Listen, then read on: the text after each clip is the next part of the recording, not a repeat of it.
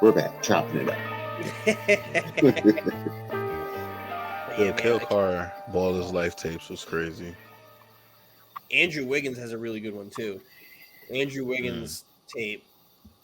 It just seems like when I was in high school, all the tapes that came out were fucking fire. Every single one. Because they were doing it so limitedly. Now it's just like they just go to AAU tournaments and everybody's just doing shit. Nothing tops the first and one mixtape with Skip Tomalo. Mm-hmm. If you want to talk about mixtapes, the street ball, that's where it goes back to with me. Did you watch the and one Netflix doc? No, I did. Not yet. It was very good. It was very good. Not yet, not for me. But I did hear about how they were robbing them. Absolutely robbing them, and then like some of the dudes were just getting paid, and they were starting like to fight once they found out what other people were making. They got the dirty. It got ugly, but I mean, R.I.P. to my man Black Widow, man. Black Widow. Ayo was nice. Ayo was nice. And the professor's still going. Oh my god. Professor's still going, man. He's out here. He made it into still YouTube. Going. Bone Collector 2. Yep. Hot Sauce is just a halftime show. Where is Hot Sauce these days? He's in Atlanta. He's in Atlanta doing their halftime shows, crossing white boys up. He's a globetrotter now. He literally gets trotted out just to like, oh, let's see. We have and one legend and Atlanta native Hot Sauce. He's a globetrotter. And he gets trotted out there and he hypes up the crowd. The crowd's like, oh my god, it's Hot Sauce. And then they bring out these two like white boys in the crowd, like 9 years old. They're like, okay, if you could get a steal off of Hot Sauce, then you get like this much. And there's this one clip from like 2 years ago where they actually got a steal off of him and he got furious. Of course he did. Yeah, he's a fraud. That's why. Yeah, he got furious that they got the steal. He's like, no, let's do it again. They're like, nope, they lose. Got him. That man with the illest carries ever. Oh my god, you remember that, right? Oh, that boy would just sit there and just carry. And like, who cares? It's entertaining. Oh my god.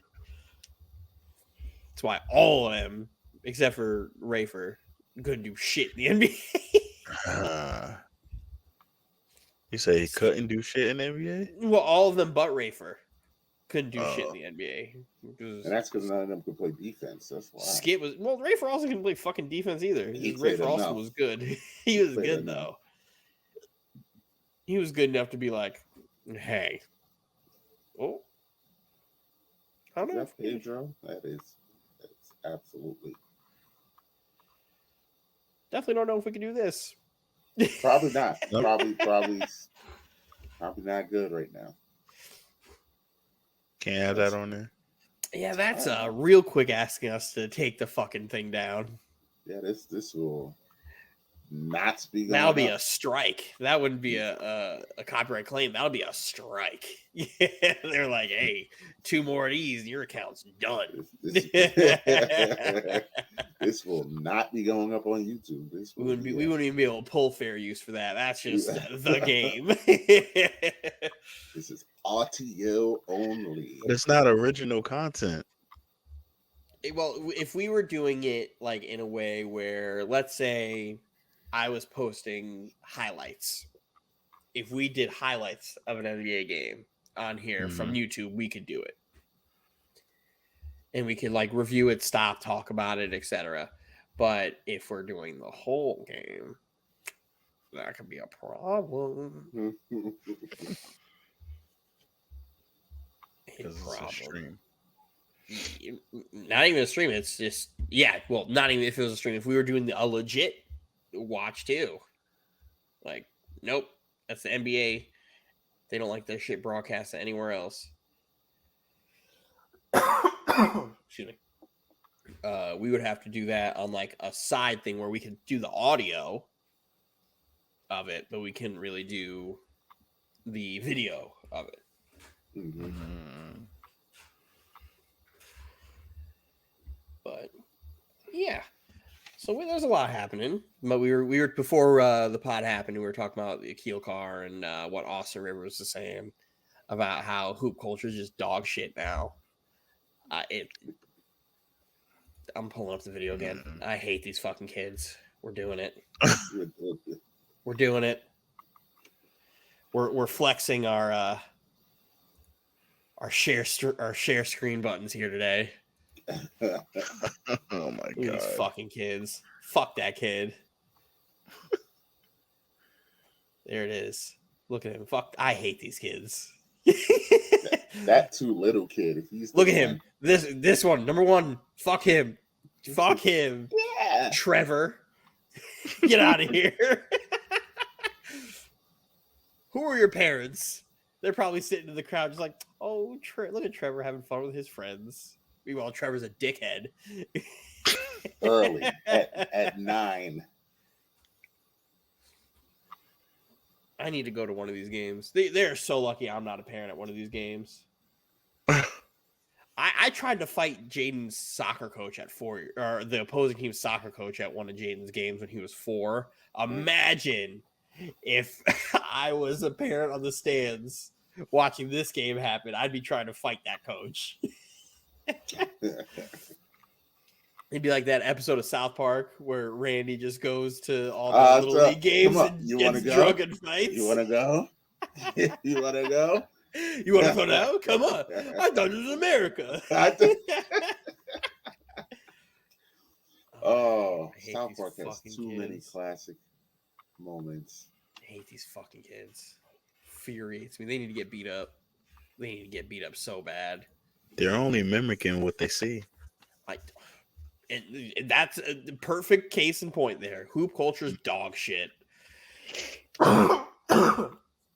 That you have to. If I ever saw Jaden doing something like that in a game, I'd be off the bench, all in the stands, be like, nope, bench him. Coach, bench him. Coach, you need to pull him right now. I'm gonna beat the shit out of it. You got to do something with that guy because that ain't it. That ain't it, coach. You be out there looking just like Austin Rivers, like ref, tee him up. Tee him up. Doc Rivers. They're like, that's your kid. Tee him up. Yo, that shit's Austin wrong. Rivers got Doc Rivers teed up and thrown out the game. That is fucking. That was hilarious. And then clapped after he did it. Yeah, like get him out of here. He's a menace to the game right now. Get him out of here. I loved the nepotism of what the Rivers family is and was at one point, where Doc Rivers did nothing but try to get his sons and his sons-in-laws on his team to then just trade them elsewhere. Which is just so, oh man. Everything he could do to get his son and then Seth and then promptly ship them elsewhere and get rid of them. He's like, oh, it's nothing personal. Even though you bringing Austin to LA was absolutely personal. Granted, I was always a big Austin Rivers fan. So I was like, I like seeing that shit. Because Austin Rivers high school mixtape. Why were you a Austin Rivers fan, Michael? Duke hit one of the greatest shots in Duke history. Nothing more. Knows nothing else. Just Duke. Hit one of the greatest shots in Duke history. So he could look. That's all he could reference. What else? He was a great college player, James. What are you talking about? Reference something else. About what? You said, why did I start liking Austin Rivers? Because he was a great college player for Duke. That's the origin story. That's the origin story. I don't know what else to tell you. That was the origin story. Nah, Duke shot. Reference something else. I'm gonna go off. I don't know him. I don't know this kid. Oh. Get out of here. Who? He won a high school dunk contest wearing his dad's jersey. Now, what he should have did was he should have stayed at Duke for another year or two. That's what he should have done. Because with another year, a year or two of seasoning, he would have been nasty. Oof. Ooh. Look at this man. Ha, ha, ha. He hit that shot against North Carolina. You couldn't tell him nothing else after that. There it is. Bam. That power step. That power dribble step back. Oh. Dame Lillard's power step is better. Oh, it is. But at the time, there wasn't a lot of people who were doing that. Whoop. So quick. And this is, again, at a time where they weren't paying for dudes to come and record them. They just showed up. They just showed up and he was just doing this shit on the regular just because. Just because he fucking could. Menace. Nah, because God, this was posted in what? This had to be 2010? 2011? Shit. It had to be 2000. Yeah, this is 2011. April 29th, 2011. Before Twitter was Twitter. Or right before Twitter was Twitter, because NBA Twitter was there a thing at this point. There it is. Doc Rivers jersey. Bang. See, we definitely need to figure out a way to incorporate this share screen more. Because this is fun. I'm a big fan. I don't know what else we can do with it. I don't know. I feel like we could, when we pull up topics and stuff, we could have shit related to it pop up. Ready to go. Related to it. I feel like we could capitalize on it pretty neatly when doing shit. Oh, James, this one's for you. Oh, you got a kill car. Oh, I gotta go for my.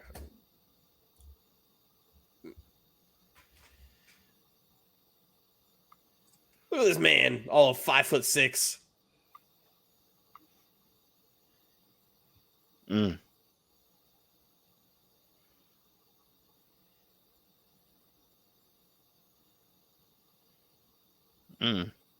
Whoop whoop.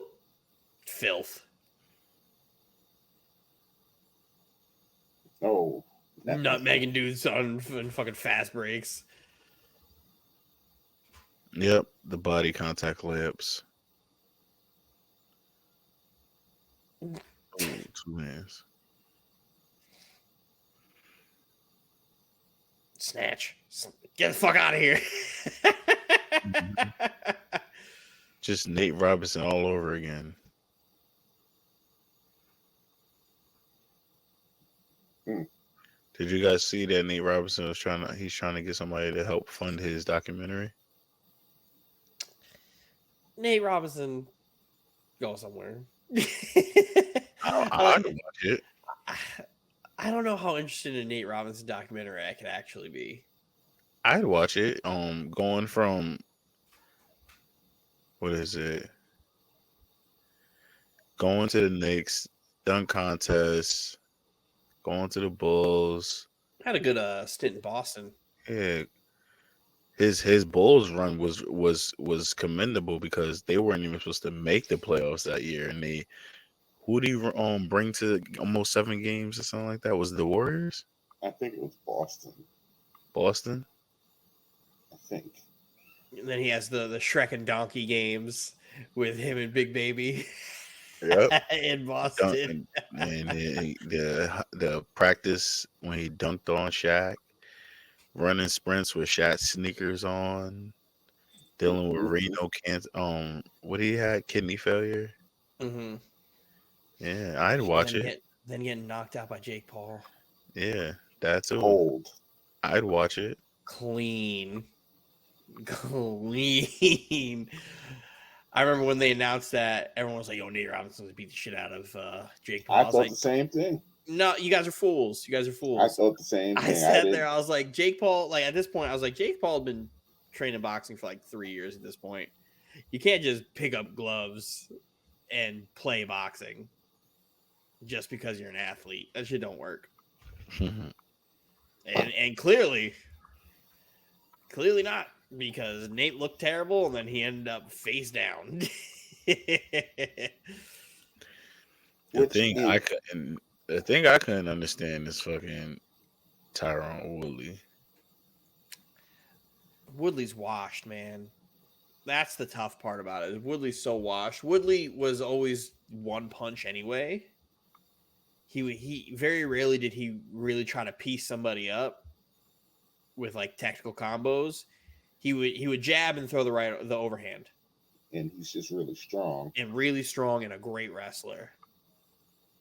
Which is crazy because in that first Jake fight, if Jake didn't get held up by the ropes, that's a knockdown. and you look at the fight a little bit differently. The second one, however,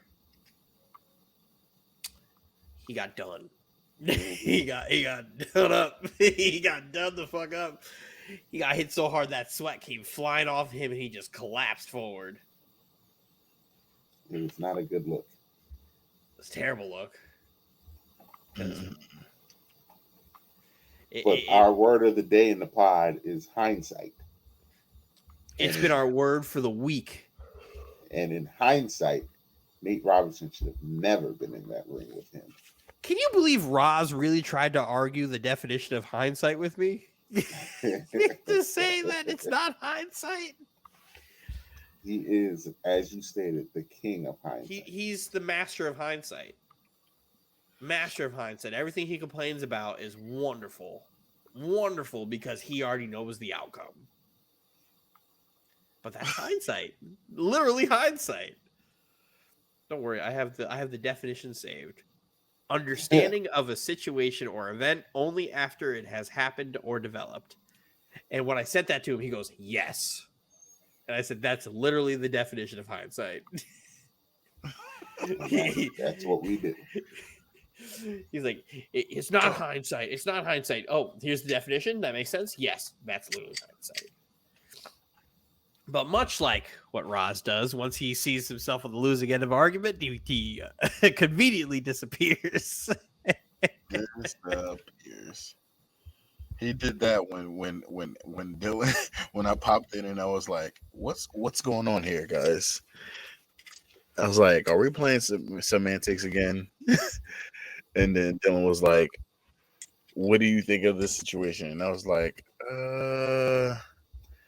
I don't think that's how that works. And then Dylan goes, "Bingo." It was seen by the surprise face, and he never showed his never showed up again. Yeah, let's say Daniel Jones is a good quarterback off of 1 year. Ignore the last 3 years that we know. And now he's a good quarterback. If we're going to do that, then we have to say that Aaron Rodgers is now a bad quarterback because he has had the worst year of his career, not including the injured years, because you only have the stats you have because you're injured. You don't play anymore. But when you're down in yards, QBR, percent, touchdowns, and you only do it off of 1 year, based on your logic, Rodgers is a bad quarterback now.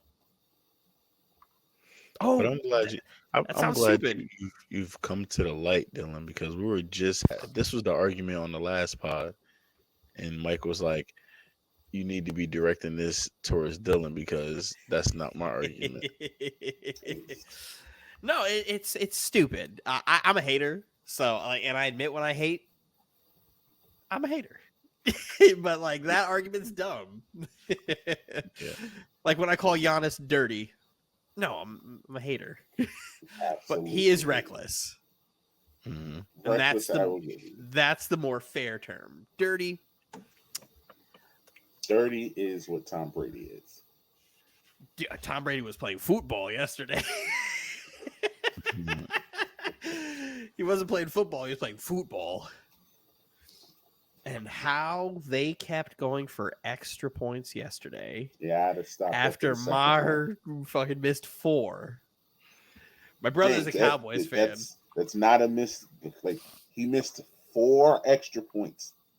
4 in a playoff game. Like, I guess I'd have stopped after 2. Like, all right, bro, you ain't got it tonight. We not doing this tonight. But they kept going. So what do you call something like that? Is that focus or is it what is it? He got the yips. That the yips is the only thing I can think of. Like the moment he's not a bad kicker. He's usually not a bad kicker. Because what I to my understanding at the time of every kick besides the first 2, they had a good lead. They led the whole game. They led the whole game. They scored the first lead. So they scored the first touchdown of the game. They're like, okay, cool. Tampa's going 3 and out every single time. It's like maybe the 3rd possession. They score a touchdown. Bam, missed a kick. Okay, cool. Shake it off. Keep him pushing. Bucks still don't do anything. They throw an interception in the red zone. Cowboys come down, score another touchdown. All right, Brett, go ahead and get your redemption. Bang, wide left. Okay, Brett, shake it off. We gotta figure this out. We're facing Tom Brady here. All right, it's 18-0. All right, well, just go on out there and get it done. Let's do it. Doinks it off the top right upright. Oh, it's like, okay, what's going on? At this point, Dak is visibly pissed, throwing his helmet as he should on the sideline, and then they score the 4th touchdown, and he kicks it again and misses again. Slow pan to Dak Prescott in slow motion on the sidelines, throwing his helmet at the seat, saying, "Just go for fucking 2." And then on the 5th touchdown, he finally got one. Finally. So, like, the whole time I'm doing this, my brother's a massive Cowboys fan, right? So I text him immediately. I'm like, that extra point's gonna hurt you. Not knowing that's what it felt like. It felt like that. Knowing but the Cowboys. Little do we know that Tom Brady's actually washed. Little did we know Tom Brady's actually fucking washed at this point. Because man, that was a struggle to watch him play. It was not good. It was not a good game from Brady. But I'm sitting here after every single one. I'm like, another, and let's read some of these text messages, folks. Let's read what my brother had to say about this motherfucker, Brett Maher. So let's load up.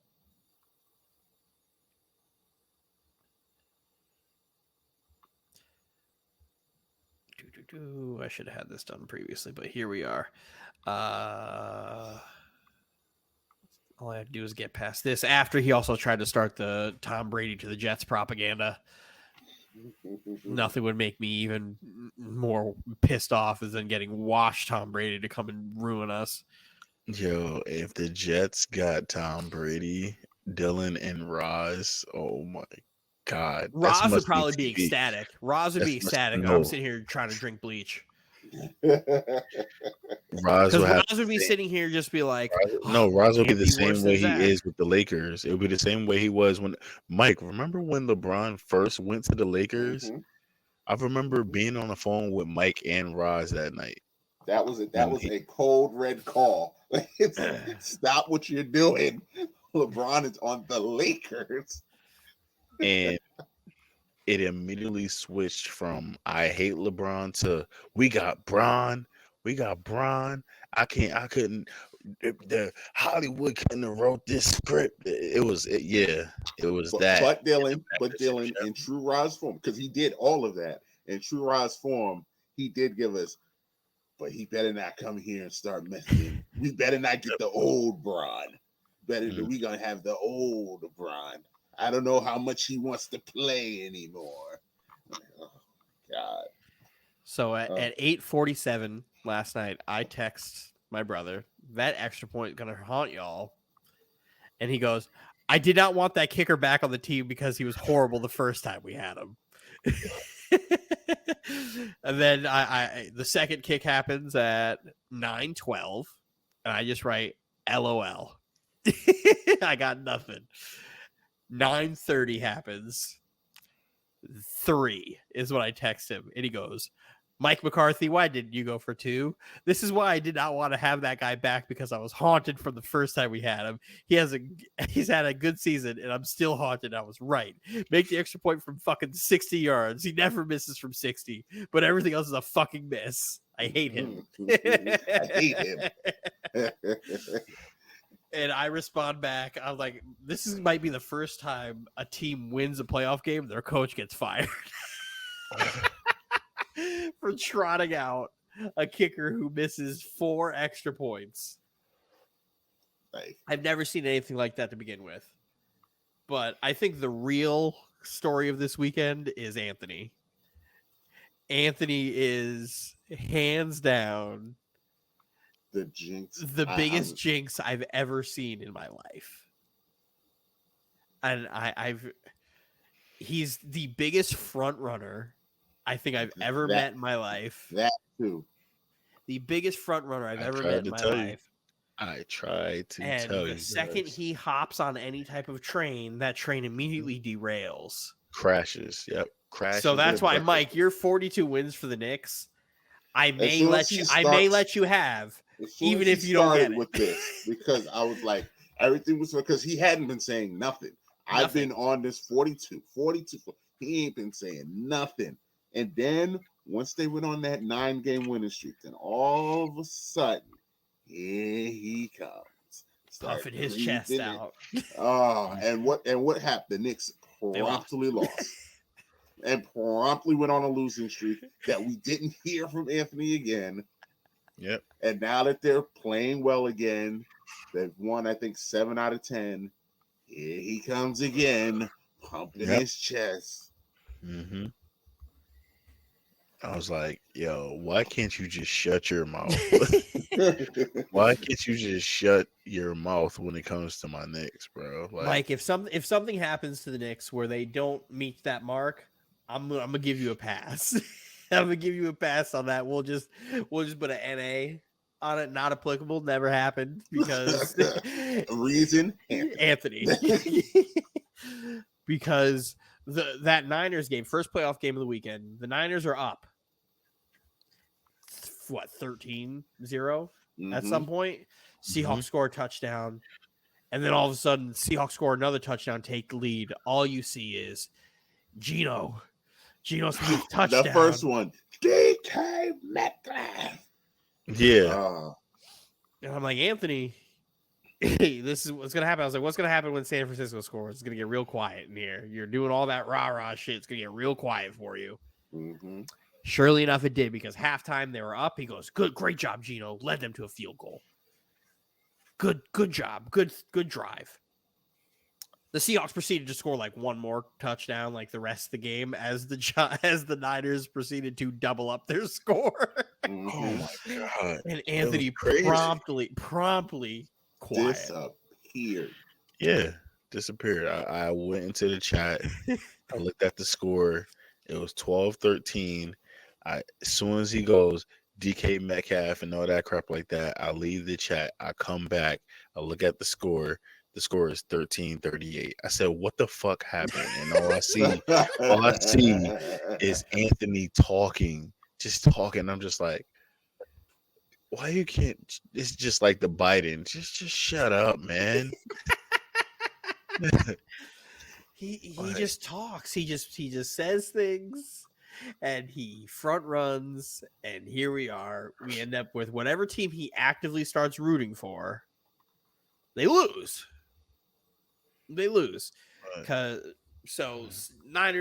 packed up, move along. That Chargers game, that Chargers Jaguars debacle, which Mike also participated on this, which is really funny to me, because he keeps saying that Jaguars team is too young. They don't have the experience. That's why they're down. That's why they're losing. And here they are.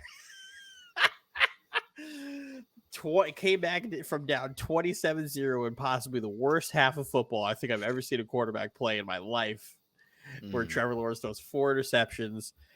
Anthony Strolls in the chat. Couldn't wait. He goes, Jaguars stink. I can't believe all the people at my job picked the Jaguars, and I'm the only one that picked the Chargers. The only one who picked the Chargers. This game is over. Cue the Willis Reed moment. Fucking Trevor Lawrence coming out from the locker room after halftime and just proceeding to put on this ass whooping of a lifetime to the Chargers for the largest comeback, second largest in playoff history. And Anthony just gets quiet. Again. And when after the Jaguars scored that touchdown before they had their game-winning one or the game-winning drive, I said, this team is literally about to, if they score a touchdown, this game's over. They won this game. They're going to kick a field goal and end it. Or they're going to try to score it, get back, and then score a touchdown, and the Jaguars go for fucking 2. And they get the fucking 2. I'm like, they're playing to win. They're playing to win with a field goal. And then nothing happens. And then all you hear at the end of the game when the Jaguars come back is bummy fucking Chargers. Exit. Bummy fucking Chargers. Can't believe it. Bummy energy, bummy Chargers. Bummy this, bummy that. He tries to do it to the Bills the next morning. He was like, the Bills are going to win this game. I'm like, Anthony, don't you fucking put that bad juju on me, man. Because at this point, I'm 100%. I'm 100. I haven't lost. I'm like, don't you put that bad juju on me. And these fucking Dolphins almost won. They almost won this fucking game. They gave them all they can handle. Almost won this fucking game. The only games he didn't comment on were the Giants-Vikings and the Ravens-Bengals. Those are the only games this motherfucker didn't comment on. And then he, like, once the Giants were you knew the Giants were going to win this game in like the second half, like the third quarter of this game was over to me. Where it's like, this Vikings defense is just horrendous. As I'm pointing out, the Vikings knew what play was called. They knew exactly what was going to happen. They all shifted to the left side on an end around because they knew it was coming once the motion hit. And they still couldn't get a stop on third down. Ridiculous. When I said earlier in the season that the Vikings defense is fucking horrible, y'all looked at me like, oh, well, they have this many wins. They have this. I'm like, yeah, their defense is still fucking horrible. And it showed how fucking bad it was. Because the Giants wide receivers were open every play. Every fucking play, because the Vikings thought it was a great idea to run fucking man defense all game, while Dable's like, yo, we're gonna run every man beater route possible. We're always gonna have you in the right position. We're always gonna fucking be open. And they fucking were. Every single time. And I'm sitting there, I'm like, ooh, I could call a better defense for this fucking team. What's happening here? Like, why is this what's going on? Why do they insist on playing man defense? Nothing. And then the 4th and 8, Kirk Cousins fucking, we're going to throw a 3-yard check down. Which was as Kirk Cousins of a play as it gets. You need to get this 4th down conversion to win the game, to like keep the game from going, and you just throw a check down. That's like, what did you think was going to happen there? Like, why did you think that was the play? Like, why was that the play? Why was that the play call? Why was that an option to have a 3-yard check down? Like, I don't get it. But like, I'll give Dable his credit because Dable's fantastic and done a great job putting this staff together. Dable did what Saleh didn't do, where Dable is an offensive-minded coach and they improve their offense. Saleh is a defensive-minded coach and they improve their defense. The only difference between the two is Dable went and got a fucking genius on defense to go be a part of his fucking staff in Wink Martindale. Mm-hmm. Granted, Wink shouldn't have been fired to begin with. At all. I don't understand why he was fired to begin with, but the fact that, like, if you're going in and you see that coordinator's available, you do everything you can to get that coordinator. Yeah, you go get where Salah went and got his buddy who's never called offense before in his fucking life with a rookie quarterback, mind you, when he first got there to call offense. Not going to work out well. Not going to work out well, but I also don't know what offensive coordinators were available to fill that role. So can't be too pissed about it. But yeah, that's just how it goes. They both did exactly what they were supposed to do. Salah made a top 5 defense, and Dable has a playoff team because of his offense. Well, the Giants' defense is good. The Giants' well, again, you have to improve your offense. Your defense could be great. Again, the Jets have a top 5 defense and couldn't score points. Mm-hmm. The Giants were scoring points, so they did exactly what they're supposed to do. They scored more than the Jets. Sure. Scored more than the Jets. But yeah. Also, fuck Anthony for doing this whole Daniel Jones is great thing. He's not great. I think Daniel Jones is great. I'm like he's not a super max guy. I don't think he's $27 million a year. He's a $20 million a year. Now, if he goes out and beats Philly, he moves into the 30s. That's where you have to really start to. If they beat 30. Philly, I'm in hell because Rozzy was saying like Dable. You're in hell. Yeah, you're in hell. I'm in hell. Like what's crazy is because I like Brian Dable. I thought what the Giants did this past offseason with their GM and their coach was great. And now I have to hate Dable because of Roz. It's so bad. Like I have to hate somebody I like. And then he said when Roz goes, I'd rather have Daniel Jones. I'm like, okay, you need to stop. With all these quarterbacks that plays like, no, I'd rather have this person. I'm like, you're getting that person, but you're not getting their situation. Mm-hmm. That's where it comes into like whenever we get into an argument in the chat, I always refer back to things we always argue about. You play who's in front of you, your quality opponent doesn't matter, and all quarterbacks are created equal. Because that one's directed at Roz. All quarterbacks are just created equal. Which they are not. They are not. They're not. Daniel Jones. If we get Daniel Jones, do we get Dable?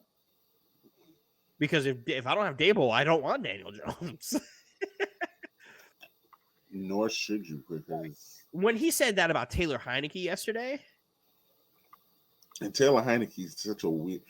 That was a bad example because Taylor's a weird case. He's like he's serviceable. I'm like, clearly not. He got benched. But I think Ron Rivera. I don't know what Ron Rivera was doing the last month of the season. Be honest with you. I'm like, are we really like Taylor Heineke is serviceable? Taylor Heineke threw for less yards than Zach Wilson threw for. Like, what are we doing?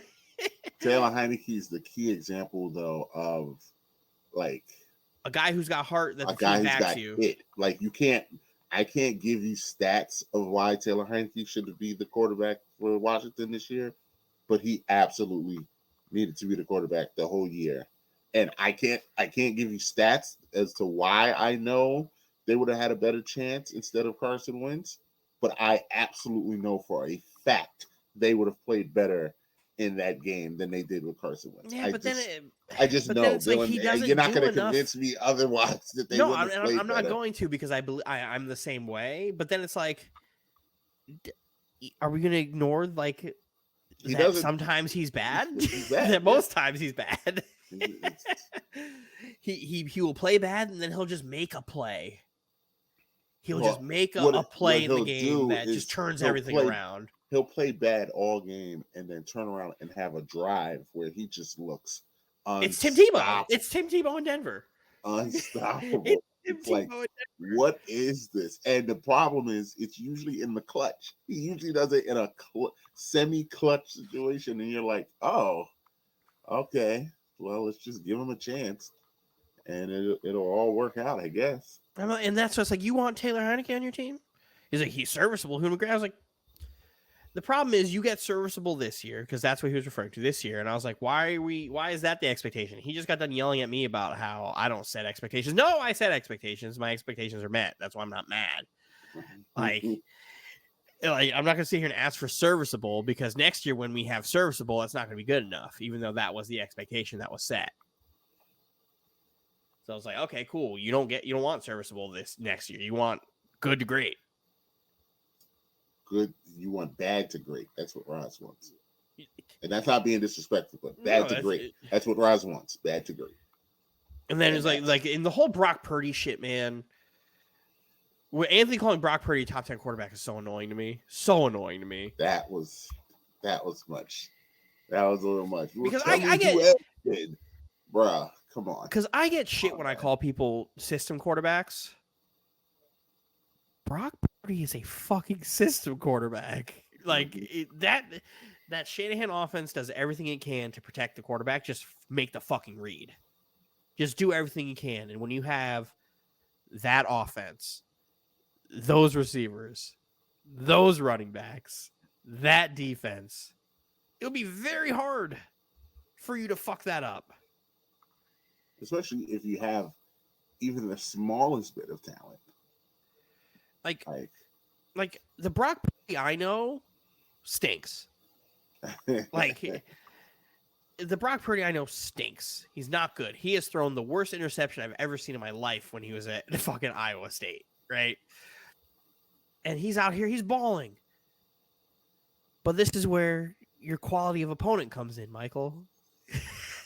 Because when you take a look at the defenses he's played outside of Seattle, Miami, Vegas, like let's go ahead and pull up the San Francisco 49ers schedule. They haven't beaten since he took over. They haven't beaten. They haven't beaten a good team. They haven't beaten anybody good. So the Cardinals, who were definitely done. The Raiders, the Commanders, like Commies, Raiders, Niners, Seahawks. Those are his games that he's played. The Seahawks are the best defense they played, but they're also the 30th ranked run defense, and they were doing whatever the fuck they wanted in the run game that allowed Brock Purdy to just eat them on play action. Mm-hmm. Also, shout out to Tariq Woolen for getting absolutely cooked all fucking game. You couldn't wait for that. He wasn't cooked all game. Really, I watched Brandon Ayuk kill him on many a route. Brandon Ayuk was murdering Tariq Woolen on all those deep in routes and posts. Tariq Woolen couldn't make up. Granted, there was a couple plays where Tariq Woolen did play well, but Brandon Ayuk was eating him alive, and that's fucking piss poor. But I like Woolen. I just want to point that out, that Sauce ain't get cooked. He didn't get a chance to. I mean, he had all year. That's why that man is first team All-Pro. Just like Guy said. Good for him. I mean, that means he's one of the two best players at his position. And that is not true. I mean, I'm not going to argue it. I know you're not going to argue it. But I'm not going to argue it because it's really hard to put an argument saying he's not. First rookie cornerback in 41 years to be named an All-Pro at corner. That's crazy. But Tariq Woolen should have been second team All-Pro. He absolutely should have. There's no way that Jair Alexander was fucking on that. Like, that's ridiculous to me. Jair was getting cooked all season. That's another person that you do not like. No, I really like Jair Alexander. Jair, before this season, I was screaming to the rooftops, somebody go save him from Green Bay. Somebody go get him out of there. Like, I was hoping when we signed DJ Reed, I was like, why did we sign DJ Reed? Go trade for Jair Alexander. Turns out DJ Reed is also really good, so I'm not going to be mad at that. But Jair had a bad season. Jair did not play as well as he normally does, but he came alive in that second Vikings matchup, and everybody was like, oh shit, Jair Alexander? I definitely feel like that was a recency bias thing. Mm-hmm. But absolutely recency bias. And that's like, those people at AP need to watch more football. Because it should have been Tariq Woolen or Trayvon Diggs. Those two dudes should have been there. Diggs has been balling all year. Diggs made me shut up a little bit about because I didn't know how to evaluate Diggs after last year. Yeah, you thought he was trash. Well, it's so weird because like he has all these interceptions, yet he gets cooked. Like you can't do that. Like that's just weird to me. To give up the most yards in the NFL at corner, but also like almost break the interceptions record. Like I just don't get that. It's very confusing to evaluate. This year, kudos. You were robbed of your All-Pro. Yeah, all these fucking Roz yelling about all these fucking mediocre quarterbacks that he wish he had instead. And then getting mad at me because I don't set expectations. No, I'm just not going to cry over which bad quarterback's going to fucking play. And he just doesn't understand that. Man, is Tyson Chandler a Hall of Famer or not? No, he's not. He's not. I gave my take about Gobert. I said Gobert will get into the Hall of Fame before Tyson Chandler does right now. If Gobert retired right now, he's in the Hall of Fame. And I hate Gobert. And I like Tyson Chandler a lot. That's the one thing. I'm not biased. I really like Tyson Chandler. That's something y'all don't know about me. I really fucking like Tyson Chandler. Tyson Chandler is that guy I would always pick in 2K when you were doing like a fantasy draft. Him and JaVale McGee were my guys. Just 7-1, 7-2 guys who just sit in the paint, block shots, and run in transition. Those are my type of guys. But I don't know how you could put Tyson Chandler in, like, at all if they just put Ben Wallace in. If they just put Ben Wallace in, Tyson Chandler's got to wait like 20 years before even sniffing. At that point, they're just looking for people to put in. And it will get to that, and I think that's probably when he will get in. I don't know if the NBA is really ever going to get to that. Because you're about to get all the modern era guys who are going to go in.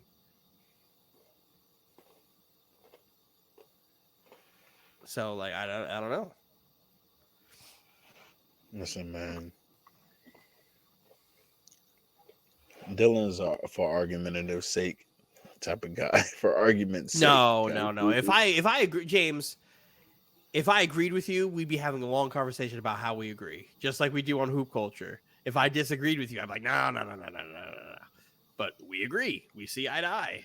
It's great. It just so happens we do a podcast and have a group chat of a bunch of people who I vehemently disagree with on a lot.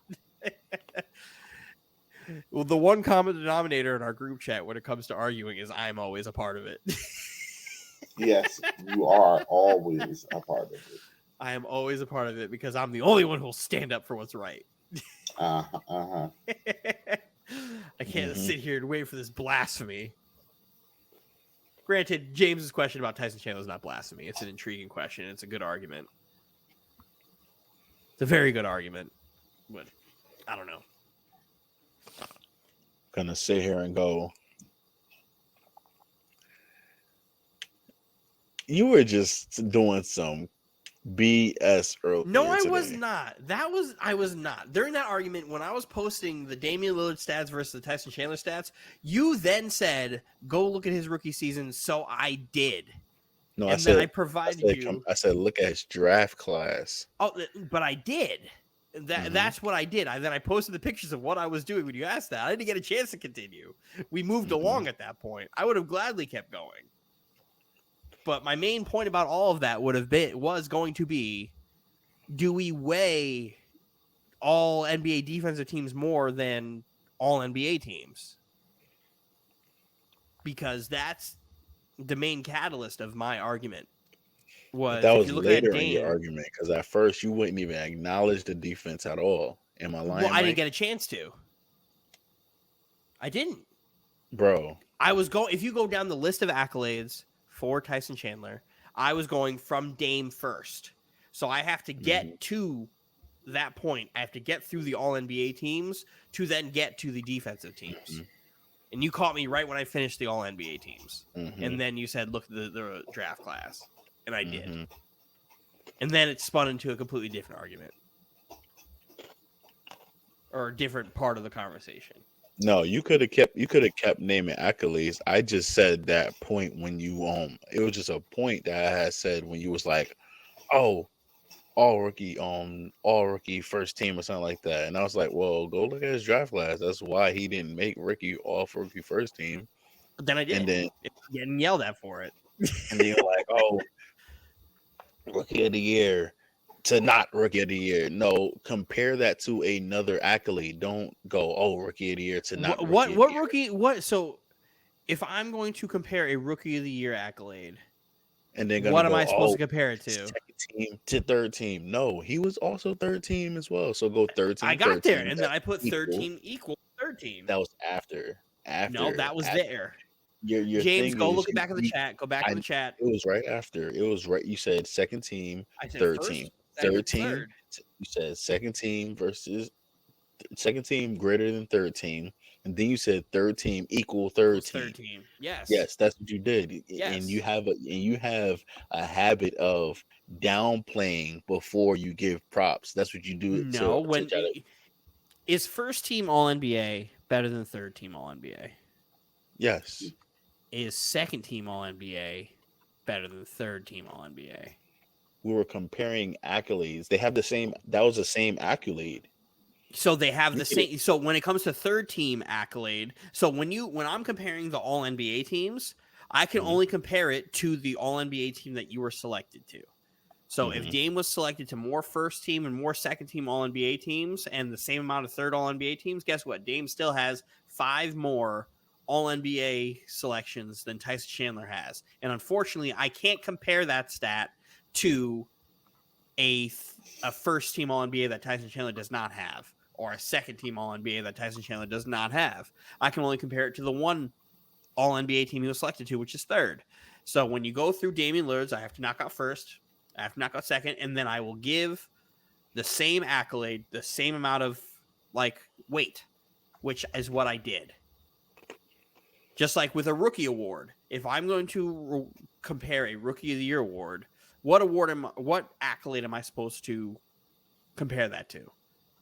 I'm not. I can only compare that to if he won a rookie of the year award, which he did not. So that's the basis of my points. And then when we would have gotten to defense, I would have done the same thing where I'm like, Damian Lillard doesn't have an all NBA defensive team. He doesn't have all NBA defense first team. Tyson Chandler has that. He doesn't have an all NBA defensive second team. Damian Lillard doesn't have that. And then once you go through the rest of those accolades, what's weighed more? That was my point. When you did continue to talk about the accolades, you didn't do that. No, I didn't. I did not do that. When you had the chance to say where his defensive accolades were and where Dame's weren't, you didn't do that like how you did with the first teams. No, we moved on. That's why I didn't do it. We did. We literally moved on and we started talking about why he didn't start on that Bulls team. Which was, I didn't know what that had to do with anything. Exactly. So we got off track. We were talking. No, the reason why that was relevant to the argument was based on contributing. That's why I mentioned that, Mike. That's why I mentioned that, because Dylan was trying to make it seem like, oh, if we're gonna build this whole thing up, and I was like, he didn't he wasn't able to contribute, and we know why. And would you say, not my fault? Not my fault. Look, now you're making it a perfect. That was another argument of mine. You're now making it a personal thing of it being, oh, not my fault. No, that was Chicago Bulls' fault to draft 2 top centers and to have a veteran center.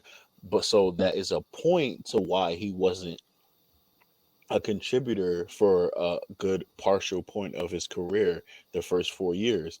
No, I understand that. Not in the game. But here's the thing: if we're going to compare a rookie of the year to a guy who couldn't contribute on his team, that's not Dame's fault.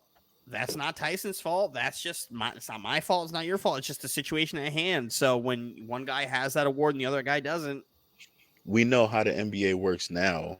If you get a top draft pick, right, you are invested, right? If I get because he was he was 2, right? He was a second draft pick. he was a second So pick, if he and was then Eddie second Curry was pick, 3 picks later.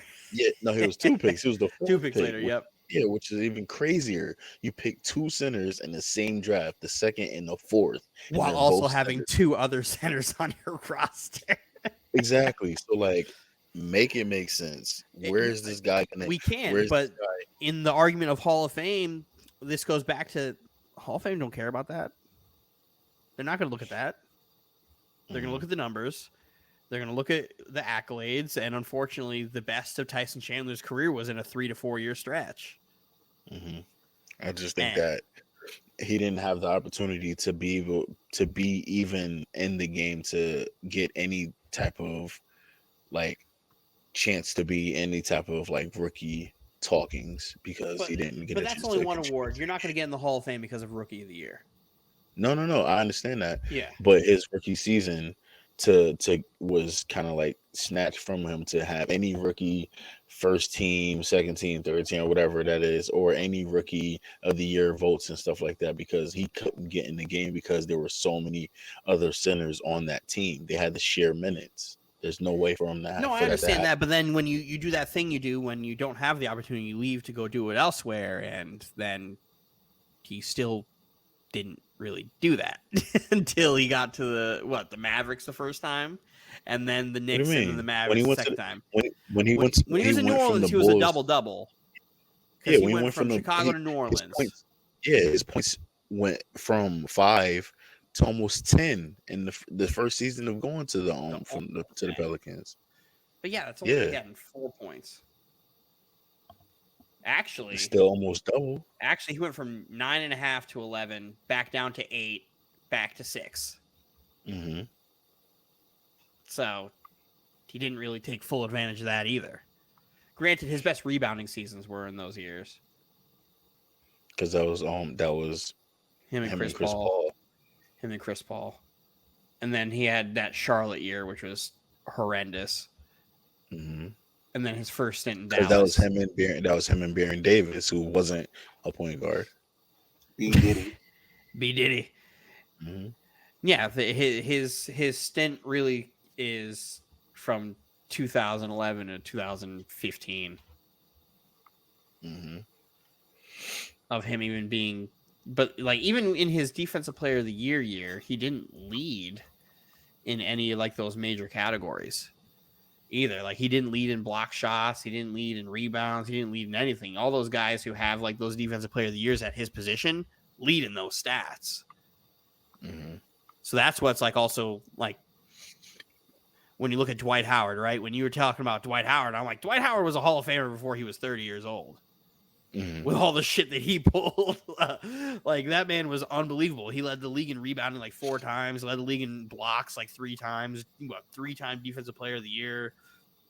Like, all NBA, first team, second team, all NBA, defensive team, first team, like 8 times in a row. Like, Hall of Famer before he was fucking 30. Like, there's no argument that it's still wrong that he's not in the top 75. But it's like, at that time, the centers were Dwight, Bynum, maybe Yao. But once you hit 2010, Yao was already gone. Yeah. And then you had your Andrea Bargnani, who was a bum, your Tyson Chandlers, and Horford got drafted in 2010, didn't he? No, I said power forward. Oh, power forward, yeah. Yeah, 7'2" power forward. And Andrew Bogut. Mm-hmm. Like, there's only a handful of centers, and he kind of fell off that list. Even though he was valuable, he wasn't a top guy. I would have loved to have fucking Tyson Chandler. But I can't put him in the Hall of Fame. If you put Tyson Chandler in the Hall of Fame, you got to put Brook Lopez in, and he doesn't deserve to be in. Hey, might be top 5 net of all time. No, he's all-time not. scorer, all-time net scorer. Not top 5. Not top 5 all-time, net of all time. All-time net scorer. Yeah. So do you put a guy in the top 5 every time he leads in a category before somebody else does it? Points. That points is a big one. Okay, so rebounds and all that stuff like that. I'm glad you said that. So, would you put Richard Jefferson in top 5 nets of all time? I wouldn't. Even though before Lopez, he was the franchise leading scorer. Was he? Yes. But that's because he played his whole career there until he went to the Cavs. No. Richard Jefferson got traded in 2008 to the Milwaukee Bucks for Yi Jianlian. Mm-hmm. And then he went to San Antonio. Had a stint in Denver. A stint in Cleveland. Then LeBron saved his Golden career. State. Richard Jefferson played 6 years in Brooklyn. Or New Jersey at the time. 6 years.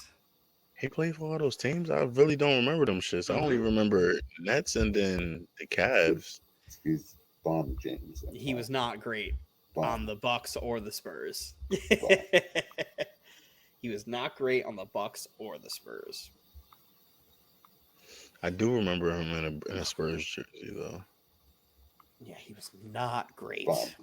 Once the Nets traded Kidd, they started getting rid of everybody. Because you saw Carter go to the Magic and Richard Jefferson to the Bucks. Yeah, normally when you get a team that does a back-to-back finals run and lose, they normally look to blow the team up some way. Well, they didn't do that until fucking 6 years later. Really? Yeah, because they did their finals run in 01-02 or 02-03, and then 2004 they made a run in the playoffs and they were bounced out by Detroit. 05 they bounced Detroit out and then lost. No, they didn't. No, Detroit beat them again. Then they bounced Detroit out the next year, lost to Cleveland. And then they decided to blow everything up 2 years after that, once they were cash strapped. And they traded, Keith Van Horn for a printer. A copy machine. That was after they let Kenyon Martin walk in 04. Because they couldn't afford it. Even though they wanted to keep him, he was like, no, peace. After he was making Antoine Walker's life hell. Every year they played in the playoffs. I gotta look at something. Yeah, and then 08 hit. Kidd gets traded back to Dallas for Devin Harris. Carter gets traded to the Magic for Courtney Lee. And I think a draft pick or so. And then Richard Jefferson gets traded to the Bucks for Yi Jianlian and Bobby Simmons. Yeah, that's what I thought. I thought I saw that. You know, Kenyon Martin never got a defensive all team accolade ever. Yep. It's unbelievable. It's unbelievable considering how important he was to those Nets title runs defensively. Like Tim Duncan may have given him the work, but Kenyon Martin was doing his damnedest. He was Kenyon doing Martin didn't play bad in that final. No, he series, did actually. everything he could have done. It's just that was prime Tim Duncan, where it didn't matter who was guarding him. Too short. It didn't matter. You could have had anybody guarding him, and he was just like, "Here's this post hook, playboy." How tall is Tim Duncan? 6'11". 6'11". And Kenyon Martin's what, 6'9", 6'10"? 6'9". They used to try to. That's when they were stretching the heights. 6'10". Mm-hmm. He is all of 6'9". All of 6'9". Had him look out there, fucking Method Man looking motherfucker, out here putting in out work. It's just Tim fucking Duncan, man. The GOAT. Are you gonna put somebody smaller on Tim Duncan? It's either him or Todd McCullough. Barbecue chicken. Yeah, like what was the option there? Brian Scalabrine? Filet mignon. All set. Like it's Kenyon Martin or nobody. And Kawhi don't got the heart there. Kawhi Leonard's out there playing hell of a defense, but they cannot score. They can't score? I don't know. They just had like 4 possessions in one. Go ahead, Dylan. Tony Parker has more playoff points than Steph Curry, Hakeem Olajuwon, and like 6 other like all-time greats. And I was like, holy shit. What? Tony fucking Parker. You said how many what accolade? How many points in what? More playoff points. Oh yeah, I mean, I was like, holy shit. Once in the playoffs a lot. A lot, but I'm just like, you don't think of Tony Parker as that guy. Yeah, but you don't think of him as like, oh, like if you were to put him and Steph, and you're like, who do you think has more points? You're like, oh, fucking Steph. Nope, Tony Parker. Hall of Famer Tony Parker. Yeah, I mean, he went to the playoffs a lot. I don't know. He might have been in the playoffs since he got in the league. Yeah, he never missed the playoffs. Yeah, because the Spurs went on a run where they didn't miss the playoffs for like 15 years. Yeah, that holds a lot of weight. And then when he came to the league, he was like, it was him. Yeah, it was Jason Kidd and him, and CP3. It was them 3. So like, he. Yeah, well, yeah. Most underrated point guard in the last underrated. Years or so. Yeah, underrated. Tony Parker's mad underrated. When we talk about like what we just did there, if you have to name in the last 25 years point guards, you're gonna name like 10 other guys before Tony Parker. Not me. Maybe somebody else. Jason Kidd, Gary Payton, Steve Nash. Tony Parker goes before Steve Nash for me. I know. I'm just naming point guards. No order. Got you. Baron Davis. In the last 25 years, Baron Davis is a dog. Darren Williams, dog. Baron Davis wasn't the point, though. David West was. Baron Davis, when he got a chance to really play point guard, that was his name, right? David West, the David point Wesley? guard. David Wesley, I mean, yeah. Yeah, David West is the power forward. Yeah, no, yeah, I meant the bald head light skinned kid that played point guard. Baron Davis was a dog.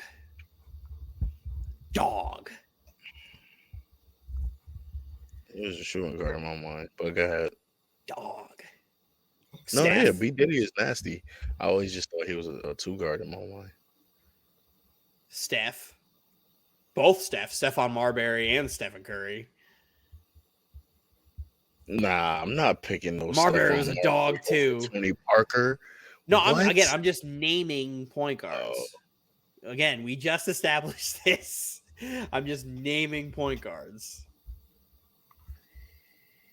Stephen Curry. Tony Parker. No disrespect. I love Tony Parker. But then it's just like, all right, let's go Russell Westbrook, Derrick Rose. I could make an argument that Tony Parker is one of the 5 greatest international players ever. Yeah, absolutely. Yeah. So this is what, and Mike and I agree. This is why I don't understand how someone, a lot of people can be surprised, can call him under Rondo. Oh my God, Rondo. And then, like, the two most underrated point guards of the last 25 years to me are Tony Parker and Michael Conley. Conley doesn't get the respect he deserves. Conley does not nearly that's because he was overshadowed by Steph. Conley is the most consistent point guard I've seen, man. Him and Chris Paul. Chris Paul is consistent too, but Michael Conley's just super underrated. Doesn't get the respect he deserves. Tony Parker also doesn't get the respect he deserves. Man won a Finals MVP, and people will just like straight up just don't care. This is why you may be one of the few people. I was gonna say you may be one of the few people, but people will be shitting on Tony Parker. That's crazy. That what? Tony Parker is like the perfect. Like when I was playing basketball, everyone was like, "Oh, who's your favorite players to watch?" It was Tony Parker and it was Devin Harris. Those are my two guys that played below the rim, were fast, quick, had their moves, would get to the spots. And then Tony Steph Parker came in the league. Tony and Parker I was like, okay. His spot no matter what. No matter what, he'll kill you. The two best floaters in the last, the three best floaters in the last, 15 years are Steve Nash, Tony Parker, and Steph Curry. Filth. When Steph Curry starts popping out the floaters, he don't miss. It's just a teardrop from the top of the arena. Has a fire floater. Trey has a nice floater. That's another part of the fucking game that people tend to forget about is the fucking floaters, man. It's a tough shot. It's a tough shot, but it's an important shot to have. You know who has a good floater? He doesn't have a great floater like the guys who just said he has a good floater. Quickly on the Knicks. He does it a lot. He has a good floater. He's got to take that next step with his.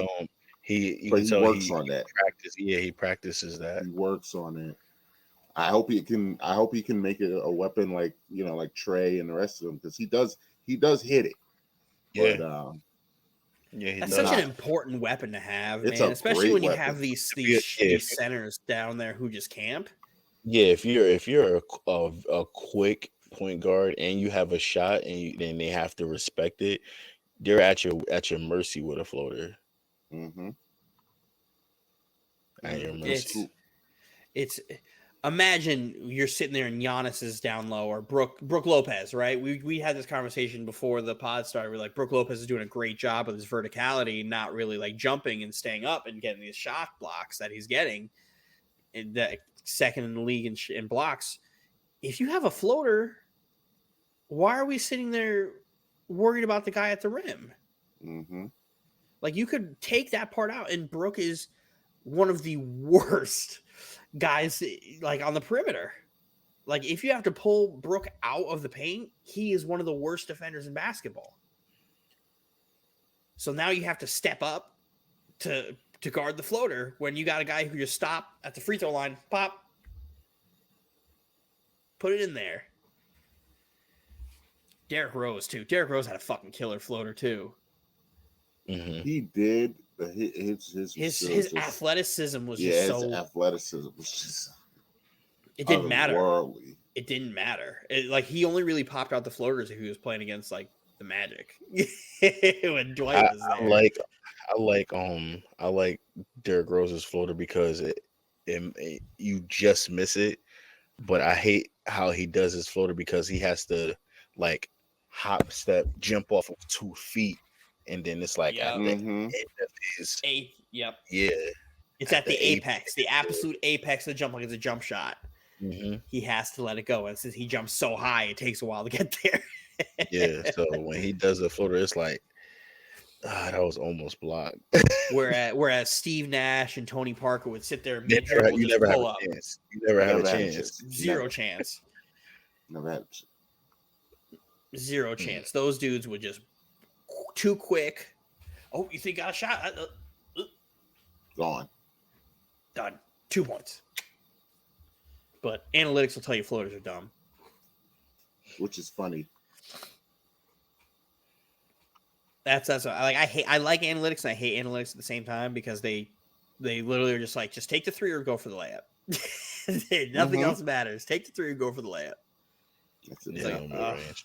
No mid-range. That mid-range jump shot and layup are worth the same amount of points. But what if that shot's not there? Like, what if that layup is just not there? What are you supposed to do? That's because most players they don't practice. Look at Powell trying to pad up some points. It's because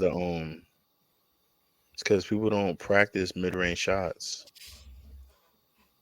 It takes a different amount of concentration. Even though you're closer, it takes a different amount of concentration. And because if you've been shooting jump shots all game and 3-pointers all game, the muscle memory of taking a mid-range shot, most people miss it. That's why the percentage of that shot, they say it's a low percentage shot because of those small little things. Yep, and it's annoying. It's just so annoying when they're like, "Oh yeah, take the 3-pointer that's 33 feet over the 19-footer." Mm-hmm. Yeah, I mean, DeMar DeRozan, he has really mastered the Kobe class of how to patiently get to your spot and shoot right over the defender from the post. The three best mid-range shooters in the NBA are fucking DeRozan, or actually, statistically, would be Kevin, DeRozan, and Kyrie. Like, they just kill mid-range. I don't think Kyrie's better than Devin Booker in the mid-range.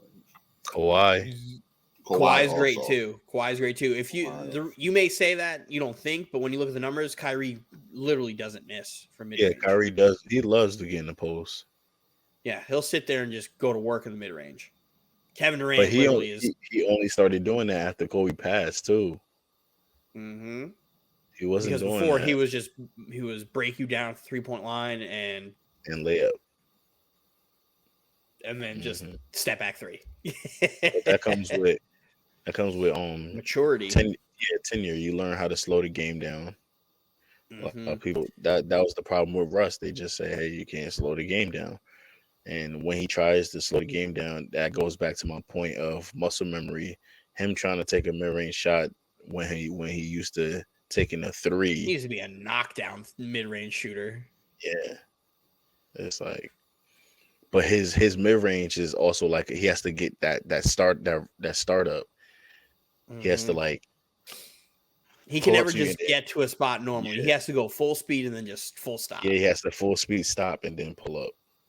Because so annoying.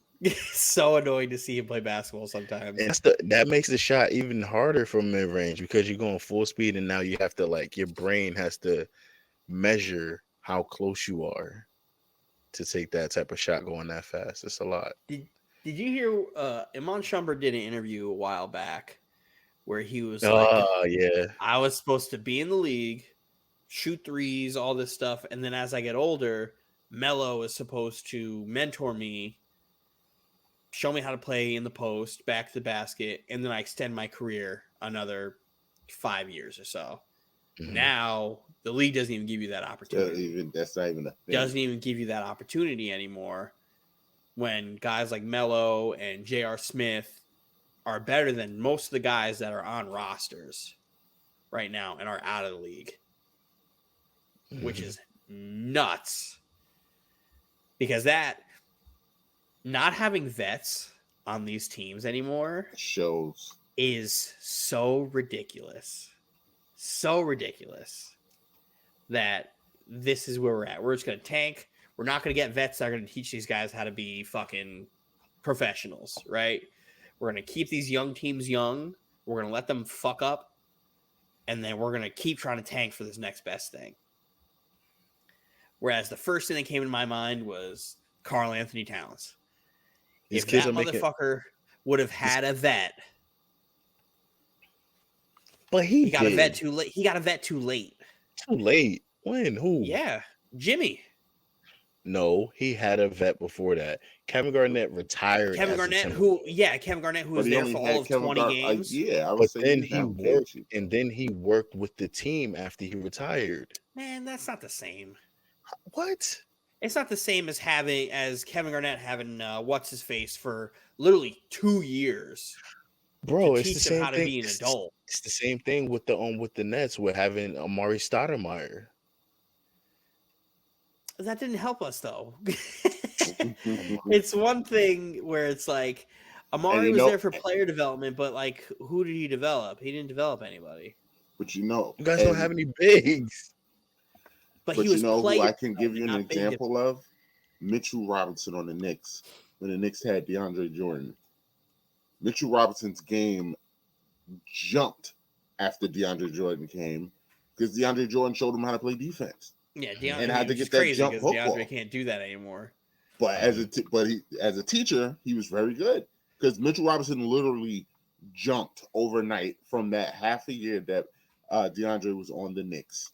Mm-hmm. He jumped, and now Mitchell Robinson's a very good defender. Yeah, he's a very good defender. No, he is. Yeah, he the value of a vet is big. If Kid would have got to Minnesota a year sooner, I think that could have helped more. But by the time he actually had somebody to really be there on the court with him, all that stuff, already set in your ways. You don't want to work harder than you already are. You're this golden boy for the franchise. Hey, man. Jimmy comes in and is like, no, y'all not working. Because who did Jimmy have? Jimmy had a veteran coaching staff. Jimmy had Derrick Rose at the peak of that. He had Joakim Noah, Boozer, Luol Deng, Kirk Heinrich. He had a team full of vets that he learned from. And then when he tried to pass that knowledge on, nah, bro, we don't want to hear all that, bro. We're just trying to because what are you gonna tell? What are you gonna tell a young 21-year-old who have all this money? Yeah, exactly. What can you tell a millionaire? It doesn't matter if you are 15 years, 20 years, 30 years into this in the same industry as somebody. What are you gonna tell somebody that has that much money? You can't tell them shit. Can't tell them shit. Can't tell them nothing. So that's why they don't. There's no need for me to be even paying this guy, this 15-year guy, to try to mentor this guy that's not going to listen. It brings me back to all these movies in the past, like Eddie, where Malik Sealy needed a mentor, and Eddie had to be a mentor, and then they put John Sally with him to level head him because he was too much of an egotistical asshole. Talking himself in the third person because he was a millionaire. I mean, we could go even deeper than that because the problem is none of these kids stay in college for more than a year, so they don't have a senior to talk to them. They don't have, you know what I mean? They don't have that upperclassman to take them under their wing and humble them and make them do something. No, these kids, they're one and done. They're the star from the time they're 12, 13, all the way till they get to the league. So it's terrible. I always get a ton of hate when I say they should make the kids stay in college for 2 years. It would improve the NBA so much, but it would improve the NBA because you get guys. Because think about this, right? In the last few years, the rookies who came on hot offensively were the guys who spent more than 1 year in college or are from overseas. Mm-hmm. And that's why the overseas players kill when they come over here. Because they're already professionals. They already got beat up by their vets at 16 years old. But like Kuzma, 4 years in school. Donovan Mitchell, 4 years in school. Dame, 4 years.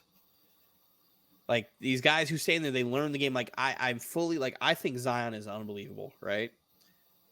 Zion should have stayed at Duke for 2 more years. 2 more years. Imagine 3 years of Zion with Coach K. His conditioning being with Coach K would have been different. His conditioning, his mindset, how he sees the game.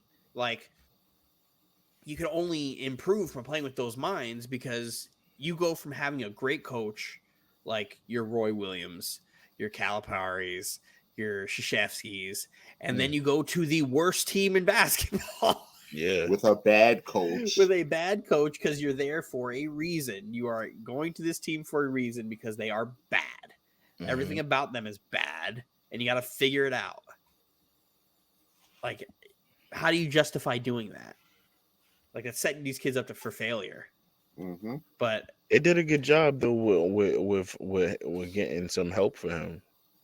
No, they did. That's the one thing I'm really like excited about for them, because they went and got him BI, they went and got him McCollum, they went and found guys like Alvarado in the draft and Herb Williams or Herb Jones or whatever the fuck his name.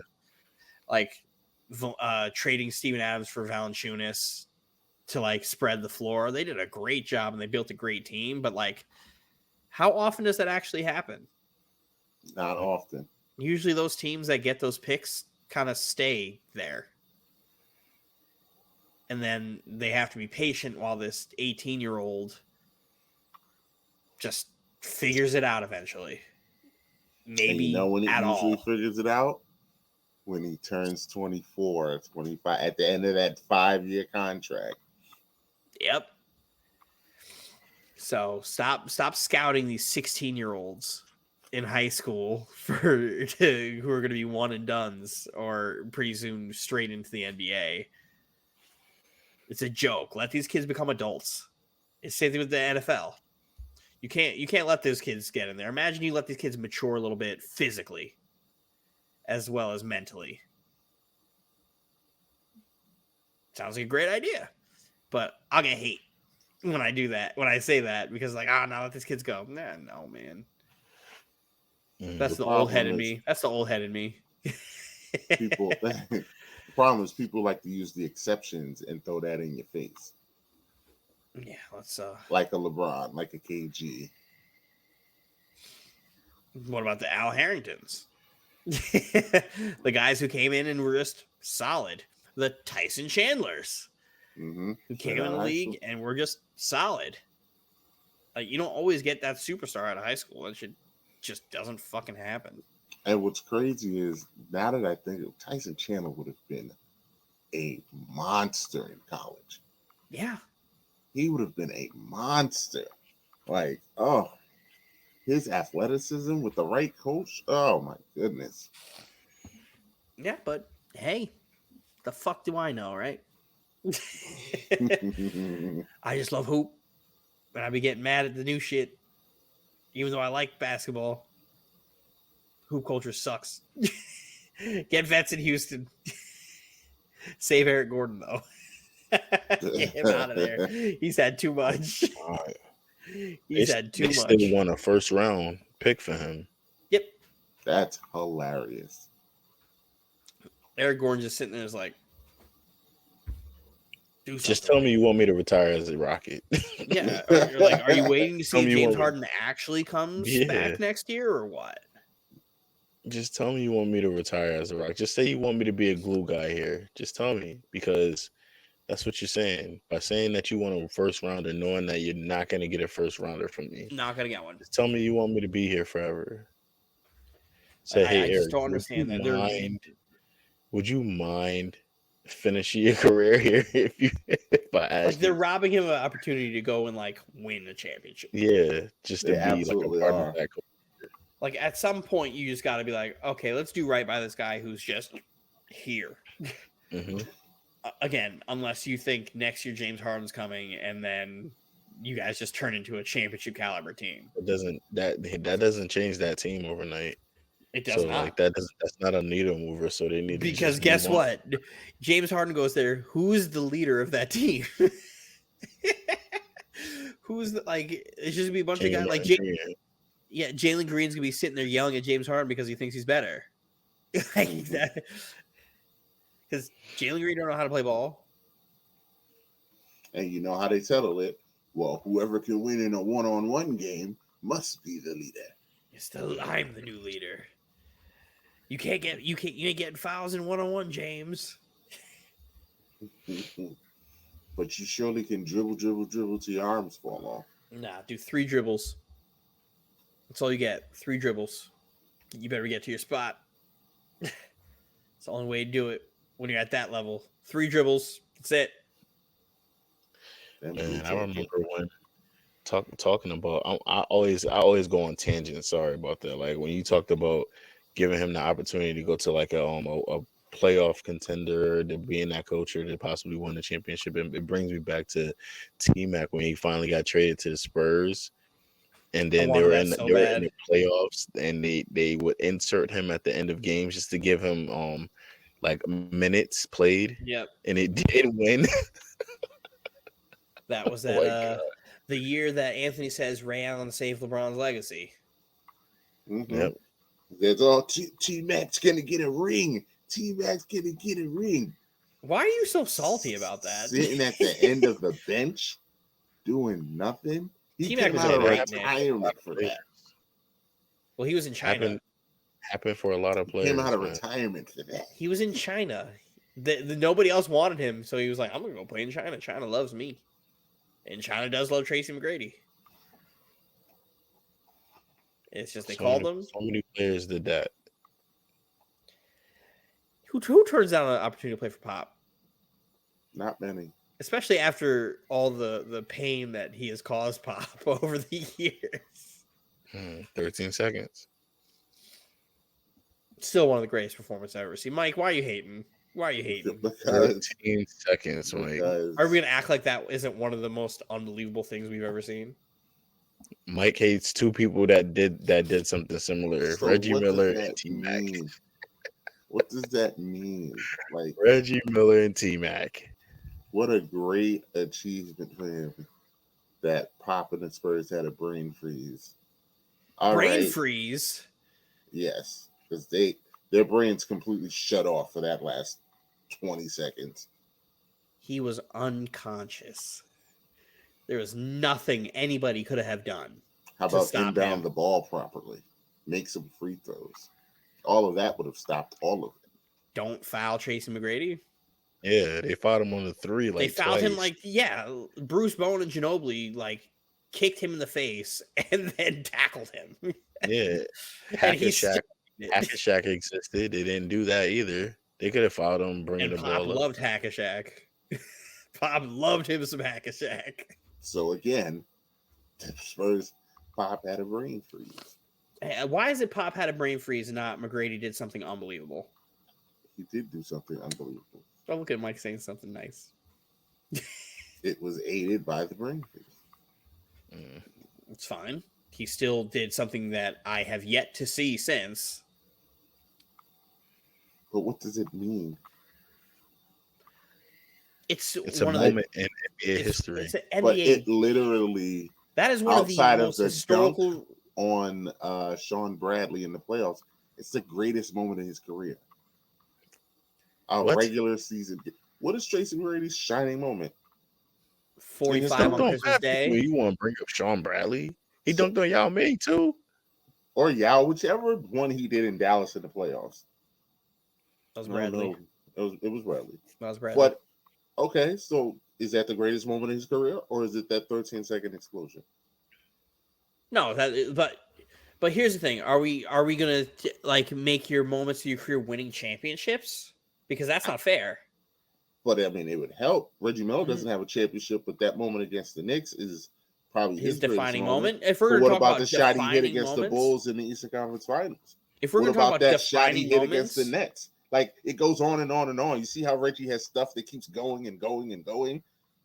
Tracy McGrady has a dunk. Like, what are we doing? Why are you diminishing a play? I'm not diminishing the play. All Reggie Miller has is a made jump shot. It's the you see what I just did? That's exactly what you did. A made jump shot, Dylan. Versus a dunk, Michael. Dylan, a jump shot that won a game, or a dunk in the second quarter of the game of a playoff game. Which one has more value? We could talk about the Christmas Day battles with Allen Iverson, where he dropped 45. I have no recollection of it. Yeah, you're just a hater. That's why.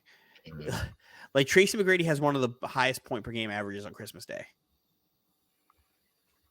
as well. Dude averaged like 40 on Christmas. But no, if we're talking about defining moment, that Spurs game is a hell of a moment to have. That's probably it. But again, what would somebody else's moment be? Why just gave it? Then we can No, let's go. I gave you Reggie Miller's. I gave you Reggie Miller's. Let's go somebody else. Who you want to throw out? Who you want to throw out? I'm just saying, pick somebody because apparently what is it? 11 and 13 seconds. Dwayne Wade, the steal and half court three at the end of the game. His performance in the finals against Dallas. Him winning the game in his last game. I mean, we have moments for these guys. I'd say the 11 and 13 is more impressive than any of that. Okay, well, there's no need to finish this conversation. No, I'm just saying as a feat for 11 and 13 seconds.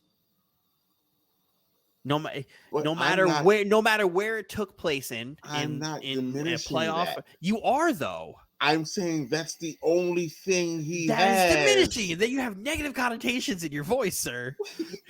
I don't know how else to say. This is his one thing he did. You're doing it. You're doing this that. This is the one doing that thing You're doing that thing. What else? Where you're turning it into hate. James, am I crazy? Am I for my What else did he? James, tell me what else he did. That's all I'm asking. What else did he do? What else did he do? That's all I'm asking. What else? He's like, I'm not diminishing that moment, but all he has is this one thing. Like that moment is a great moment. Name me a moment that somebody has that's more impressive than that. A singular moment. A singular moment that is more impressive than 11 and 13. Because I can give you clutch shot after clutch shot, and you're just going to say, but scoring this many points in that many seconds is more impressive. Well, okay, then he has the greatest moment in NBA history. Then if you're going to do that, am I wrong? But am I wrong? What's more impressive than scoring 11 in 13 seconds?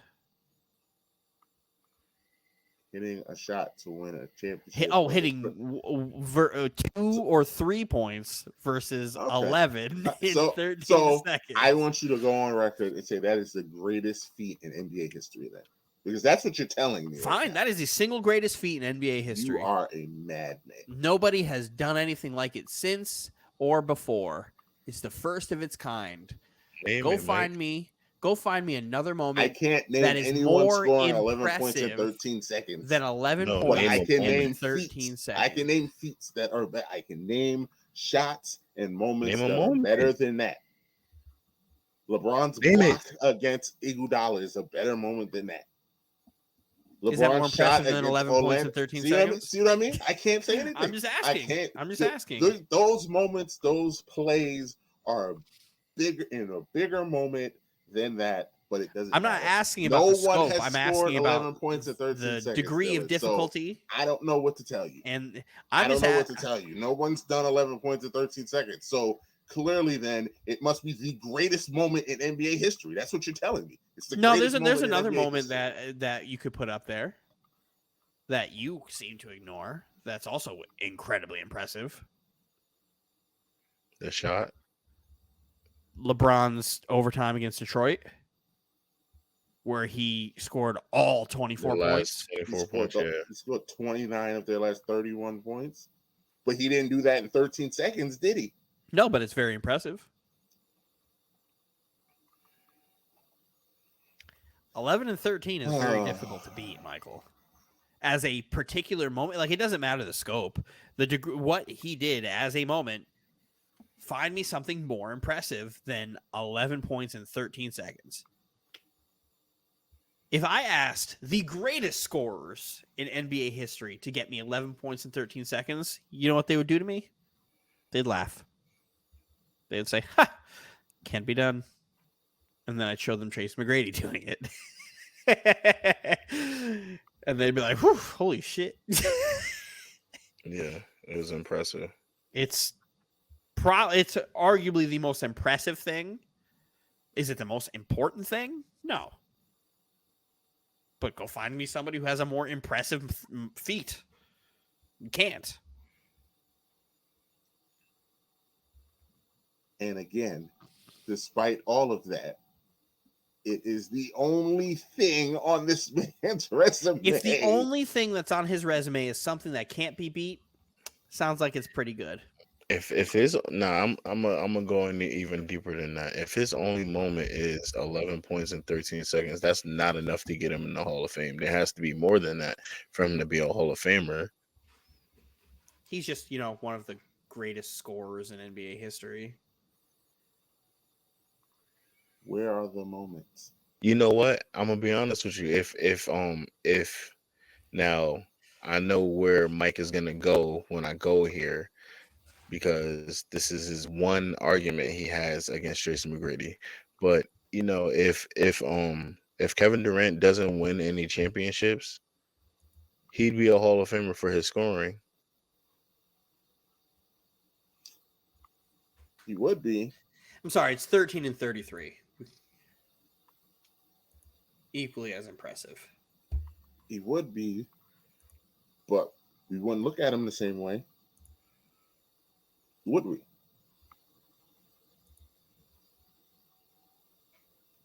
Look at him. We already look at him a certain way.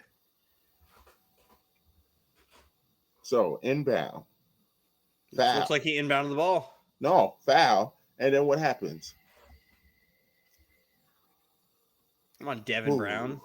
6 for 6 from the free throw line. Go ahead. All right. Here we go. Swish. Made free throw. Look at that. Yes. Yes. It's all good. It's all good. Yes. Yes. Pop sits down. Oh, yeah, this one's over. This one's over. Swish. We ain't got to worry about nothing. See, Matt comes down. Good move. Good move. Pick. Suck my ass. Bang. Stay on your feet, Timmy. Yep. He was on his feet, actually. Got baited into a pump fake. He fell for that, Dylan. Stop. He fell for it. Don't matter. That's his fault. Anyway.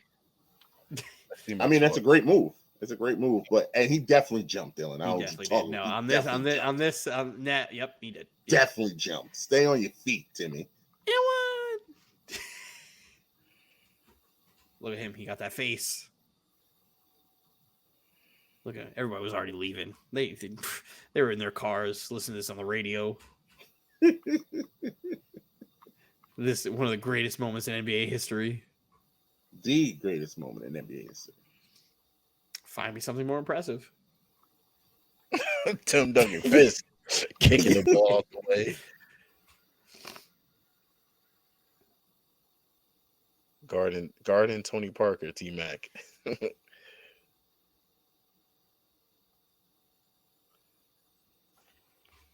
Calling timeout. Look at young Tim Duncan.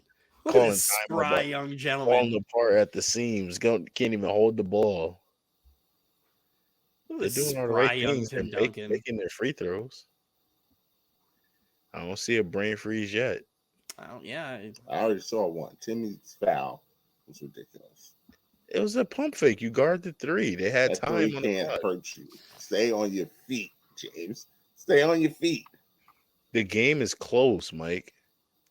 They were up 5, James. 6, actually. The game is close.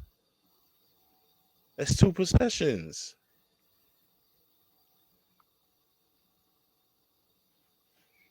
Now the score is 5.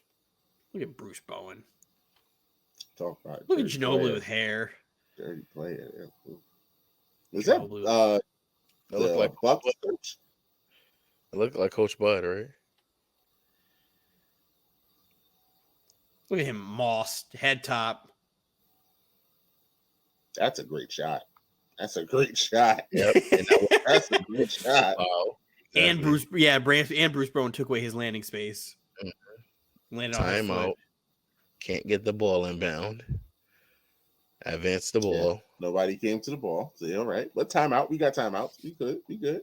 Yeah, advance the ball. Makes it easier to inbound. You advance the ball at court. You guys got a 2-point lead, 11.2 to go. Still, at this point, you just make your free throws. This game is over. Look at him. Head top. Suck your mother. Bang. That would have been a foul. That would have been a foul. Oh, absolutely. That's a foul.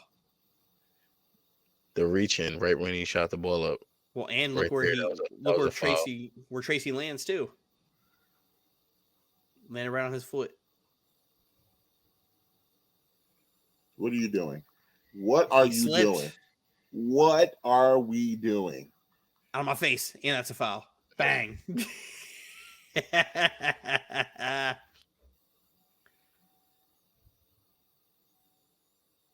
Damn, what a moment. He must have ripped them a new asshole. He was fuming. When I say Pop walked away from the court like this, you have a good one, coach. Good one, coach.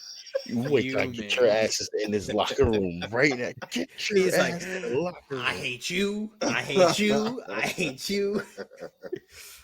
Man. Oh, you're right, James. That calm. I'll talk to you later, coach. Yeah. Oh yeah. That's it. You stay right there. Good game. Yep. Good game, coach. Oh my God. Evan Brown. I stand by get it. your ass in the locker room first. I stand by my take there. Go find me something more impressive than that.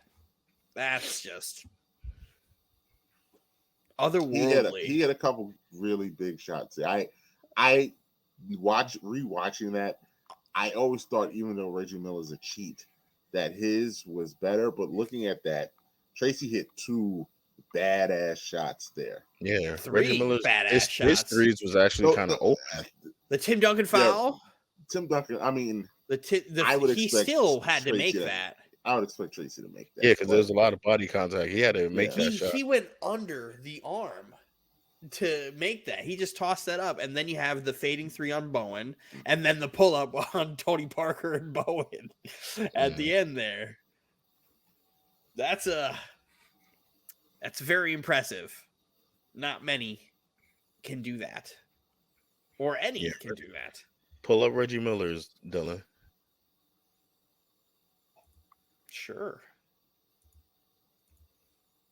That one, to this day, how that's a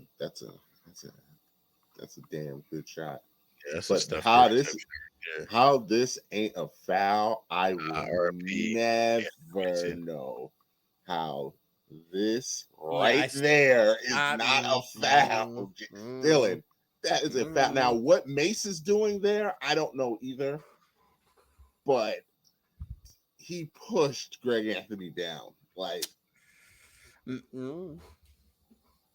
he absolutely pushed him down. John Starks. And this also is on Pat Riley for not calling timeout. Because, like, did this dude just did this? And then Starks came to the line, and them knees was click clacking, click click click clack, click clack click clack, shaking.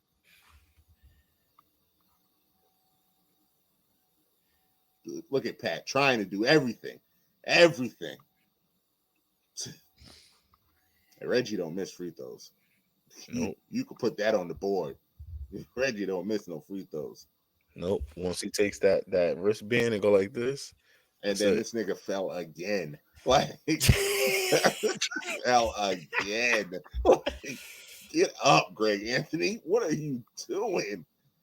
Oh man, John Starks. You put it on Starks, but Greg Anthony, what are you doing?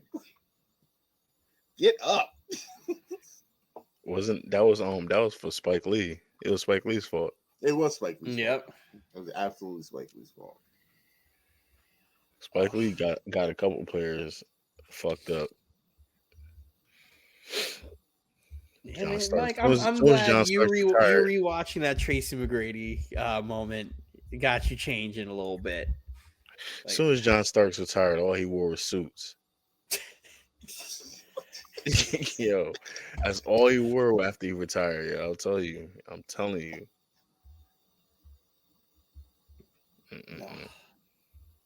I like that moment gets more respect out of Mike now. Keeps bringing it up. I know. I got to, because man, Mike's sitting there like, you know what? I don't remember those shots being as impressive as they actually were.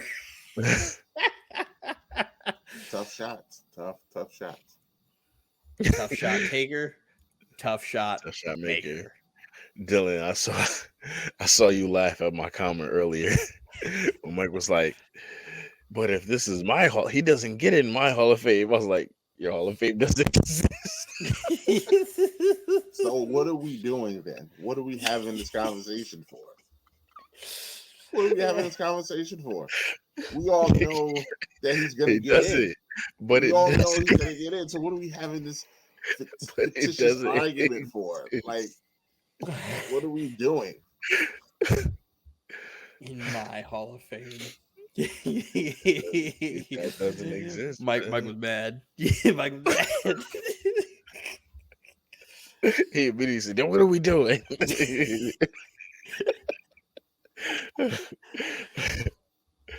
Hey man, listen. Get Mike all hot and bothered, all riled up is something else. Especially in the chat, because I can just see him like he sees the text, and he just goes.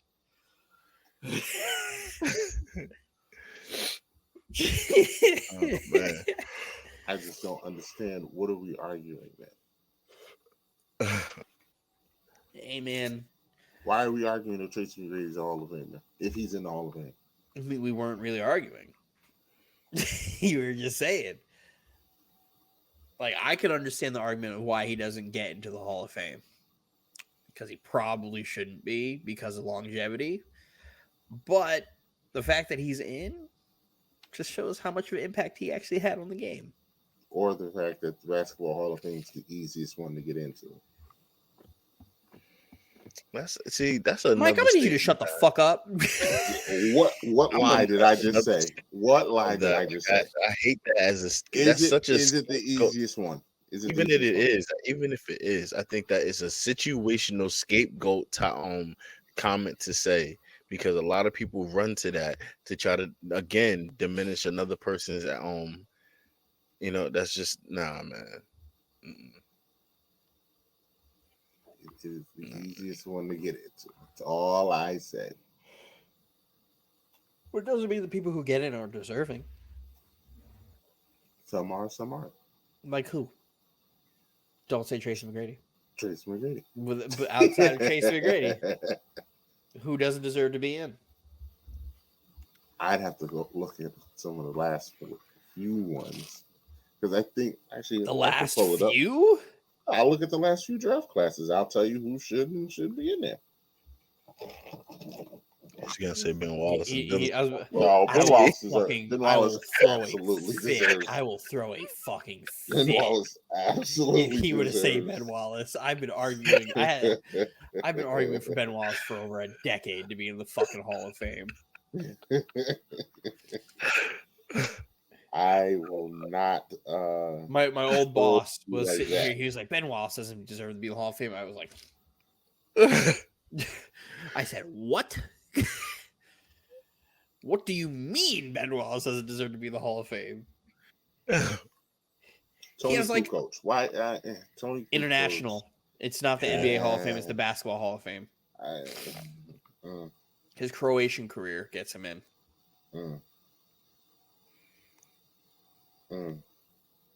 Vlade Divac and international.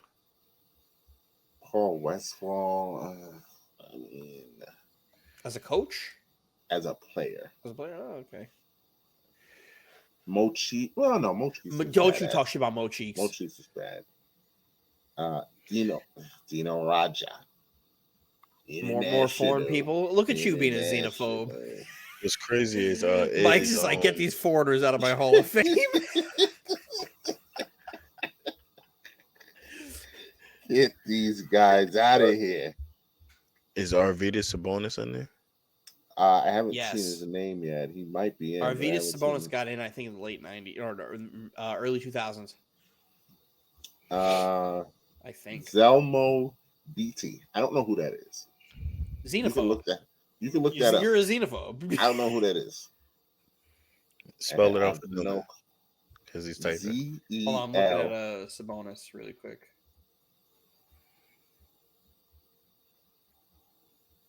Holy shit. JoJo Whiteson. Yeah, Basketball Hall of Fame. Mm-hmm. Looking at his accolades is insane. His accolades are ridiculous. Yeah, before he got to the NBA, it was insane. It was sickening. All right, hold on. What was his name? Zelmo Beatty. Beaty. Zelmo Beatty. American basketball player. That strike one. He's an American basketball player. Oh my God. He was born in 1939. I'm moving on.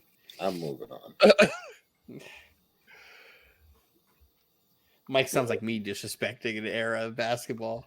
Dylan, look up. I don't even He's care. an ABA champion. He's an ABA playoff MVP. He's born in 1939. I'm done. Two-time NBA All-Star. George Mikan. Like NBA I'm All-Rookie First Team. 3 times ABA All-Star. 2 times All-ABA Second Team. ABA All-Time Team. He has scored over 15,000 points. Oh my God. He's averaged a double-double. He has almost 10,000 rebounds. 6'9" out of Woodville, Texas. So he was a giant back in his day. He was Will Chamberlain. He was the 3rd pick overall to the St. Louis Hawks. Mm. He played on the Los Angeles Lakers. Means nothing. Please look up Louis Dampier, because if this is who I think it is, Dampier, I'm done. All right, so who do you think Louis Dampier is? That bum from the Mavericks. No. You, sir, would be incorrect. Okay, good. You're better. Louis Dampier was born. He is a white guy. Yeah, you're thinking about Dampier that played for the Mavericks. He was a black guy. Eric Dampier? Yeah. Eric? Yeah. Had to make sure. That would be very wrong, because Louis Dampier is a 6-foot-tall white guy born in 1944. Oh my God.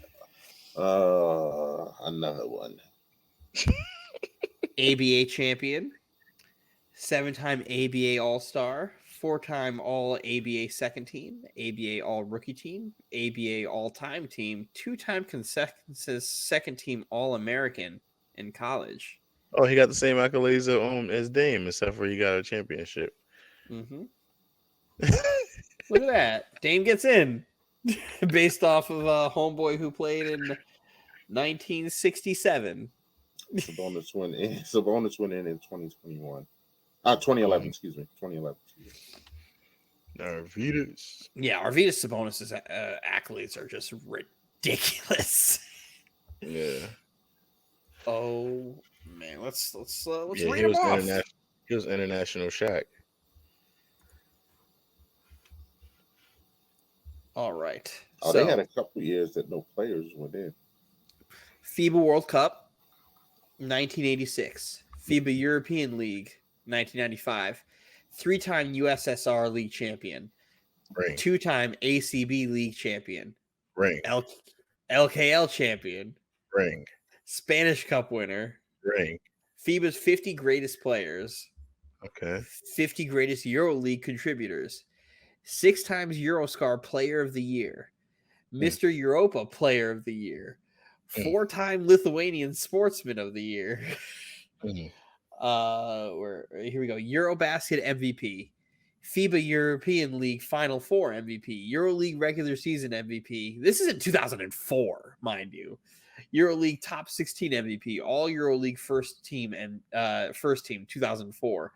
2-time Spanish League Finals MVP, 2-time Spanish League MVP, 2-time Spanish All-Star Game MVP, 2-time EuroLeague Finals top scorer, NBA All-Rookie Team, number 11 retired in the Zalgiris Kaunas, FIBA European League rebounding leader, EuroLeague rebounding leader, EuroLeague blocking leader, EuroLeague PIR leader. Jesus fucking Christ. Now let's go to the Olympics. Gold medal. Bronze medal, gold medal, silver medal, bronze medal, gold medal, bronze medal, silver medal, gold medal. Wow. Holy shit. Let's look at his son's accolades now in comparison. He's improved year over year. 2-time NBA All-Star. AP Honorable Mention All-American Team. Second Team Academic All-American. First Team All-WCC. Second Team All-WCC. WCC Freshman of the Year. He's got a long way to go and fill daddy's shoes. Yeah. He's halfway through his career already now. You walked away during that listing off of Arvydas Sabonis's fucking accolades. Oh my god. Yeah. Like, I knew he was filthy. I didn't understand how filthy he actually was until, like, going through and reading this CVS receipt of accolades. It's unbelievable. Look up Mark Eaton. Mark Eaton. EATON. I know who he is. I didn't realize he was 7'4". Holy shit. Yeah. He is also somebody who has a resume on here. Mm-hmm. Not a long resume, but NBA All-Star, 2-time Defensive Player of the Year, 3-time All Defensive First Team, 2-time All Defensive Second Team, 4-time blocks leader, and his jersey's retired. Mm-hmm. Utah. Yep, but he didn't play. Yeah, that's where it stops. He has a good defensive resume here, but like it was all in 2 years. He passed away. What happened? Yeah, last year. Yeah. He spent 11 years in the NBA, so he was done playing in '94.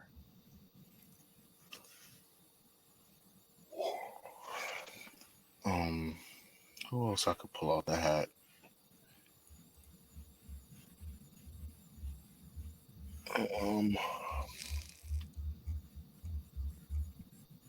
Let's go, Jan Mahimi. Nothing. He will have nothing. I think he has a ring. Oh, who, Jan Mahimi? Yeah. I think so. He was on the Mavs team, right? Yeah, I think so. I'll never forget some sports. Somebody, I think it was someone on ESPN. He blocked somebody, and they said something along the lines of "Mecca Lecca High, Mecca Jan Mahimi." And I was just like, "What is that?" Yeah, NBA champion 2011. He made the D-League All-Star team in 2008. D-League all NBA D-League first team in 2008 and French Cup winner in 2007. Wow. Look at that. French basketball. You know who we think. Oh, and he has a bronze medal in 2004 for the under 18 Olympic team. Mm-hmm. You know what? When we think of France players, no other French player pops up to mind than Tony fucking Parker. Greatest French player ever. Le Goat. Fuck Rudy. Le Goat. All right, here we go. 4-time NBA champion, Finals MVP, 6-time NBA All-Star, 3-time All-NBA second team, All-NBA third team, All-Rookie first team. Number 9 retired by the Spurs. FIBA Eurobasket MVP in 2013. Wow. 2-time FIBA Eurobasket top scorer, 2-time Euro Player of the Year, 2-time Euroscar Award. Some Champion of Champions Award 2 times, LNB All-Star, LNB Pro, and Most Improved Player, Pro and Best Young Player, 4-time LNB Pro Champion, 2 times French Cup and French Super Cup winner as well. He scored over 19,000 points, 7,000 assists. He has a gold medal, he has a silver medal, 2 bronze medals, and a gold medal under 18 team. Look at that. We stand Tony Parker. Hall of Famer Tony Parker. Future Hall of Famer Tony Parker. Absolutely future Hall of Famer. Basketball Hall of Fame class 2023. Oh, it's fucking... Yeah, Tony Parker's going in this year. Oh. Yeah, Dirk, Wade, Powell, and Tony Parker. Dwayne Wade. So all very much so deserving. Meanwhile, Chauncey Billups is still scratching and clawing, trying to get in. All those years before Detroit was rough. Is Chauncey Billups a Hall of Famer?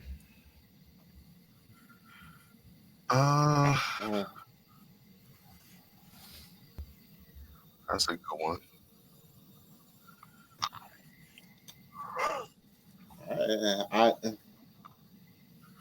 It's tough because he was injured a lot. And if he isn't, are we only saying because we know of like that 04 team and how good he actually was, or based off of accolades? Because the accolades, there's a good amount of stuff here, but I don't think it's enough that would get him in. So we got NBA champion, Finals MVP, 5-time All-Star, All-NBA second team, 2-time All-NBA third team, 2-time All-NBA defensive second team, Sportsmanship of the Year, Teammate of the Year,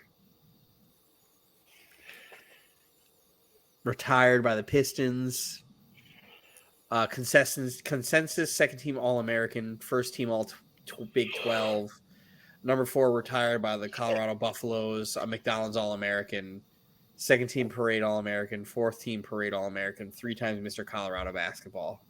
Woo. He runs Denver.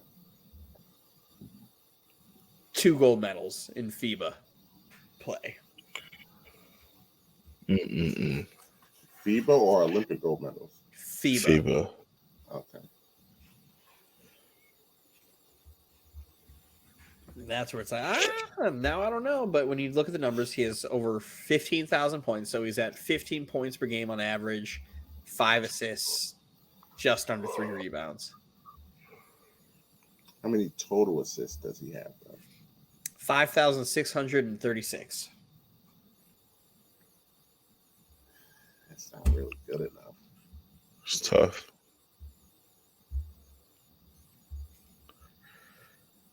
That's tough. I'd lean no. I might lean no, too.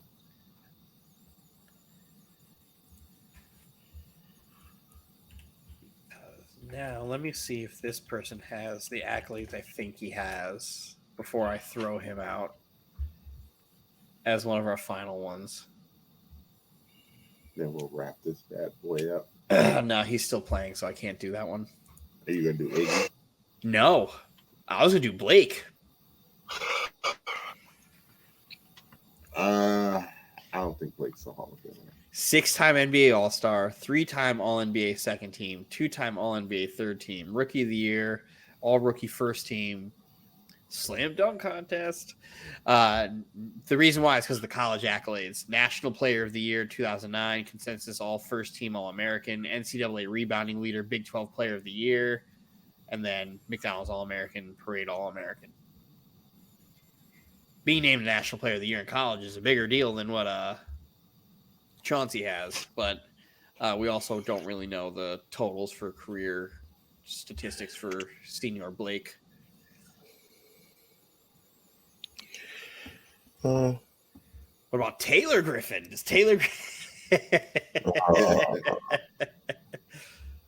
Taylor's bum-ass brother. I mean, Blake's bum-ass brother. But Blake was already also on the cover of, like, NCAA 10. So, does he get in the Hall of Fame because of that? No. Yes. No. Yes. No. NCAA 10 was sick. It was. No names on the back of the jerseys. Nope, but Blake Griffin warming up in the fucking quad, just doing fucking dunks on everybody. That walk by that man was a cheat code. You know what? I'll end on a really good one because that one sucks. I hope this is as good as I think it is. All right. This guy will probably get in only because of his college career. JJ Redick. JJ Redick for 3. Bang.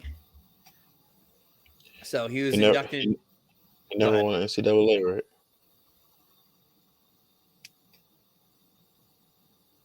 Did No. he what in the NCAA? Nope, he never won an NCAA All right, championship. so he was inducted into the Virginia High School Basketball Hall of Fame. Roanoke, Virginia. National College Player of the Year, 2 times Rupp Trophy, 2-time consensus first team All-American, 2-time ACC tournament MVP, 2-time ACC Player of the Year, 2-time first team All ACC, second team All ACC, third team All-American NABC, third team All ACC. Jersey retired, McDonald's All-American, Mr. Virginia basketball. One of the greatest Duke players of all time. 12,000 points scored, which is more than I thought. Mike, shut the hell up. Every time they got to the big stage, he didn't perform and they lost. JJ was awesome at Duke. Yeah, but every time they got to the big stage, he didn't perform and they lost. James is so salty. And JJ's got a great podcast, so put him in the hall. I listened to it today. Accolades. I listened to it. He was on the Knuckleheads podcast today. I listened to it. They lost, Mike, because he didn't show up in the big stage games. That is not true. The shit true. the fans would talk to JJ out of his mouth is fucking he said hilarious. We lost in the NCAA championship because I had bad games. And if I have a bad game... That is a great competitor in him putting the blame on himself. Shut up. He said if I have a bad game... Great leader. Yeah. If I have a bad game... No, these are his words. If I have just told you why he said it. We lose. I had bad games in the NCAA championship.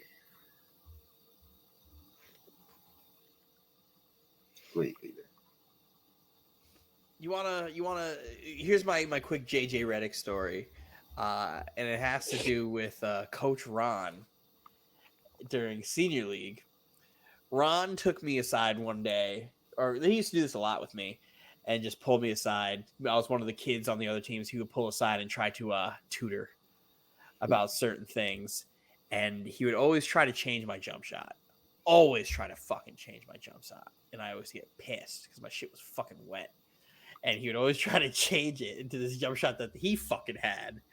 And he was like, listen, all the great shooters like JJ Redick, they jump high and they release to the top. And I'm sitting here, I'm like, I'm not fucking JJ Redick. And whenever we would sit there, he goes, no, you're not jumping high enough. You're not releasing the ball at the apex. JJ Redick shoots like this. I'm like, Ron, why do I care about JJ Redick shooting? Like, what are we doing here? I was like, my jump shot's fine right now. Well, we can fix this later, but right now, this is what I'm doing. And then he told me to come from my hip and one motion shoot. And I shot free throws like that. And I said, I went from trying to shoot like JJ Redick to shooting like fucking Kevin Martin. That's exactly what I thought of when you did that. Yeah, I was like, I'm pulling from my hip, one motion. I was like, okay, maybe you're teaching me wrong because I should be going this way, one motion, and you're telling me to go this way. I'm shooting like fucking Kevin Martin. Stop it. But yeah, he would try to change my jump shot, and then I'd be like, okay, I'd humor him, and then he would let me run with his practice. And then he would be screaming, shoot like JJ Redick. And Dylan would be like, nope. And I'd be like, nah, friend. We're out here doing this. Splash. And then I'd make it and I'd be like, JJ Redick. Yes, that is my JJ Redick story. Getting yelled at to shoot like JJ Redick by Coach Ron. I'm sure your dad would appreciate that story. He would actually. He absolutely would. All right, we can move on. I think we're ready. I would say I'm done. This will be a nice, smooth episode. You can I can upload this tomorrow. Yeah, I'll do some. See if I have to edit anything. Put the opening intro stuff, the outro stuff. See how the screen share came out. Yeah, I'm so excited. I guess I don't have to play the graphics since this will be an audio one. But yeah, like, share, subscribe. Where are we? Follow us on all the platforms: Apple Podcasts, Google Podcasts, Spotify, Amazon Music, iHeartRadio. Wherever you get your podcast, we are there. Stitcher. We are there. Yeah, and I'll let James give us our first solo. I don't have to do no thing. What? Nah, you didn't do solo. We right here, man. Follow me on the socials, Twitter at Breezy5X. Follow me on Instagram at Breezy__BILLZ. Yeah, the chat for the pod has been interestingly busy these last couple of days, especially from the last pod. Has been a lot of arguments and a lot of debates, My bad. a lot of false narratives, a lot of false narratives. But it's only gonna keep going up, man. The year is just starting, and we got a lot to look forward to, man. And I'm really excited, and I hope the guys are excited. Shout out to the triple OGs, triple Bs chat. Shout out to my hopeful Knicks chat.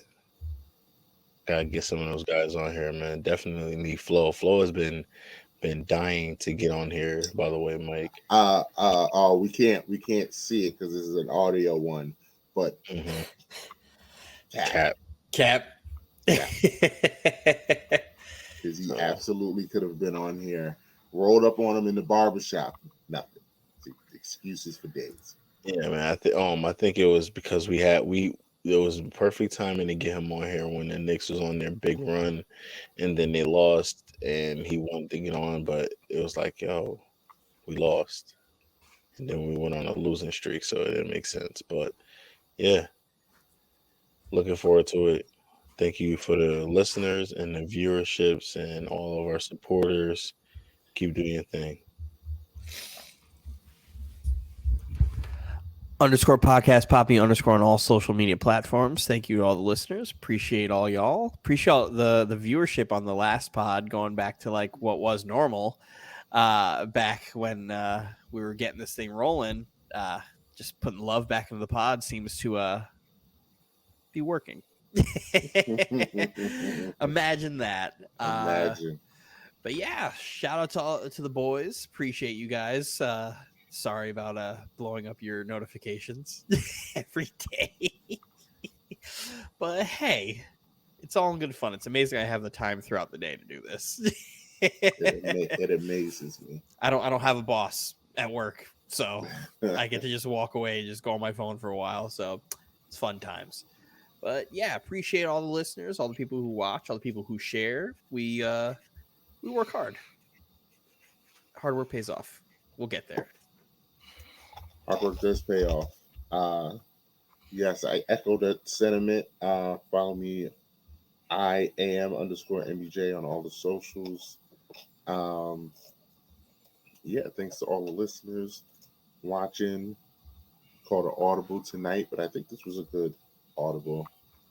We'll be back to yell at Anthony in our next regular episode, as well as get some more bad picks from Anthony and update the NFL playoff bracket as we move along in these playoffs.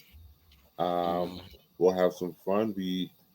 Before the show, we did a test run of our wheel of destruction. I don't know what we're calling it, but I like the wheel of destruction. But the wheel is coming. The wheel of pain. Wheel of pain is good. Wheel of pain is very good. So yeah, follow us. We're gonna be flooding your socials soon. And yeah, we're out of here. It's late. I'm tired. We're gonna wrap this thing up. R.I.P. Jay Briscoe. Next one.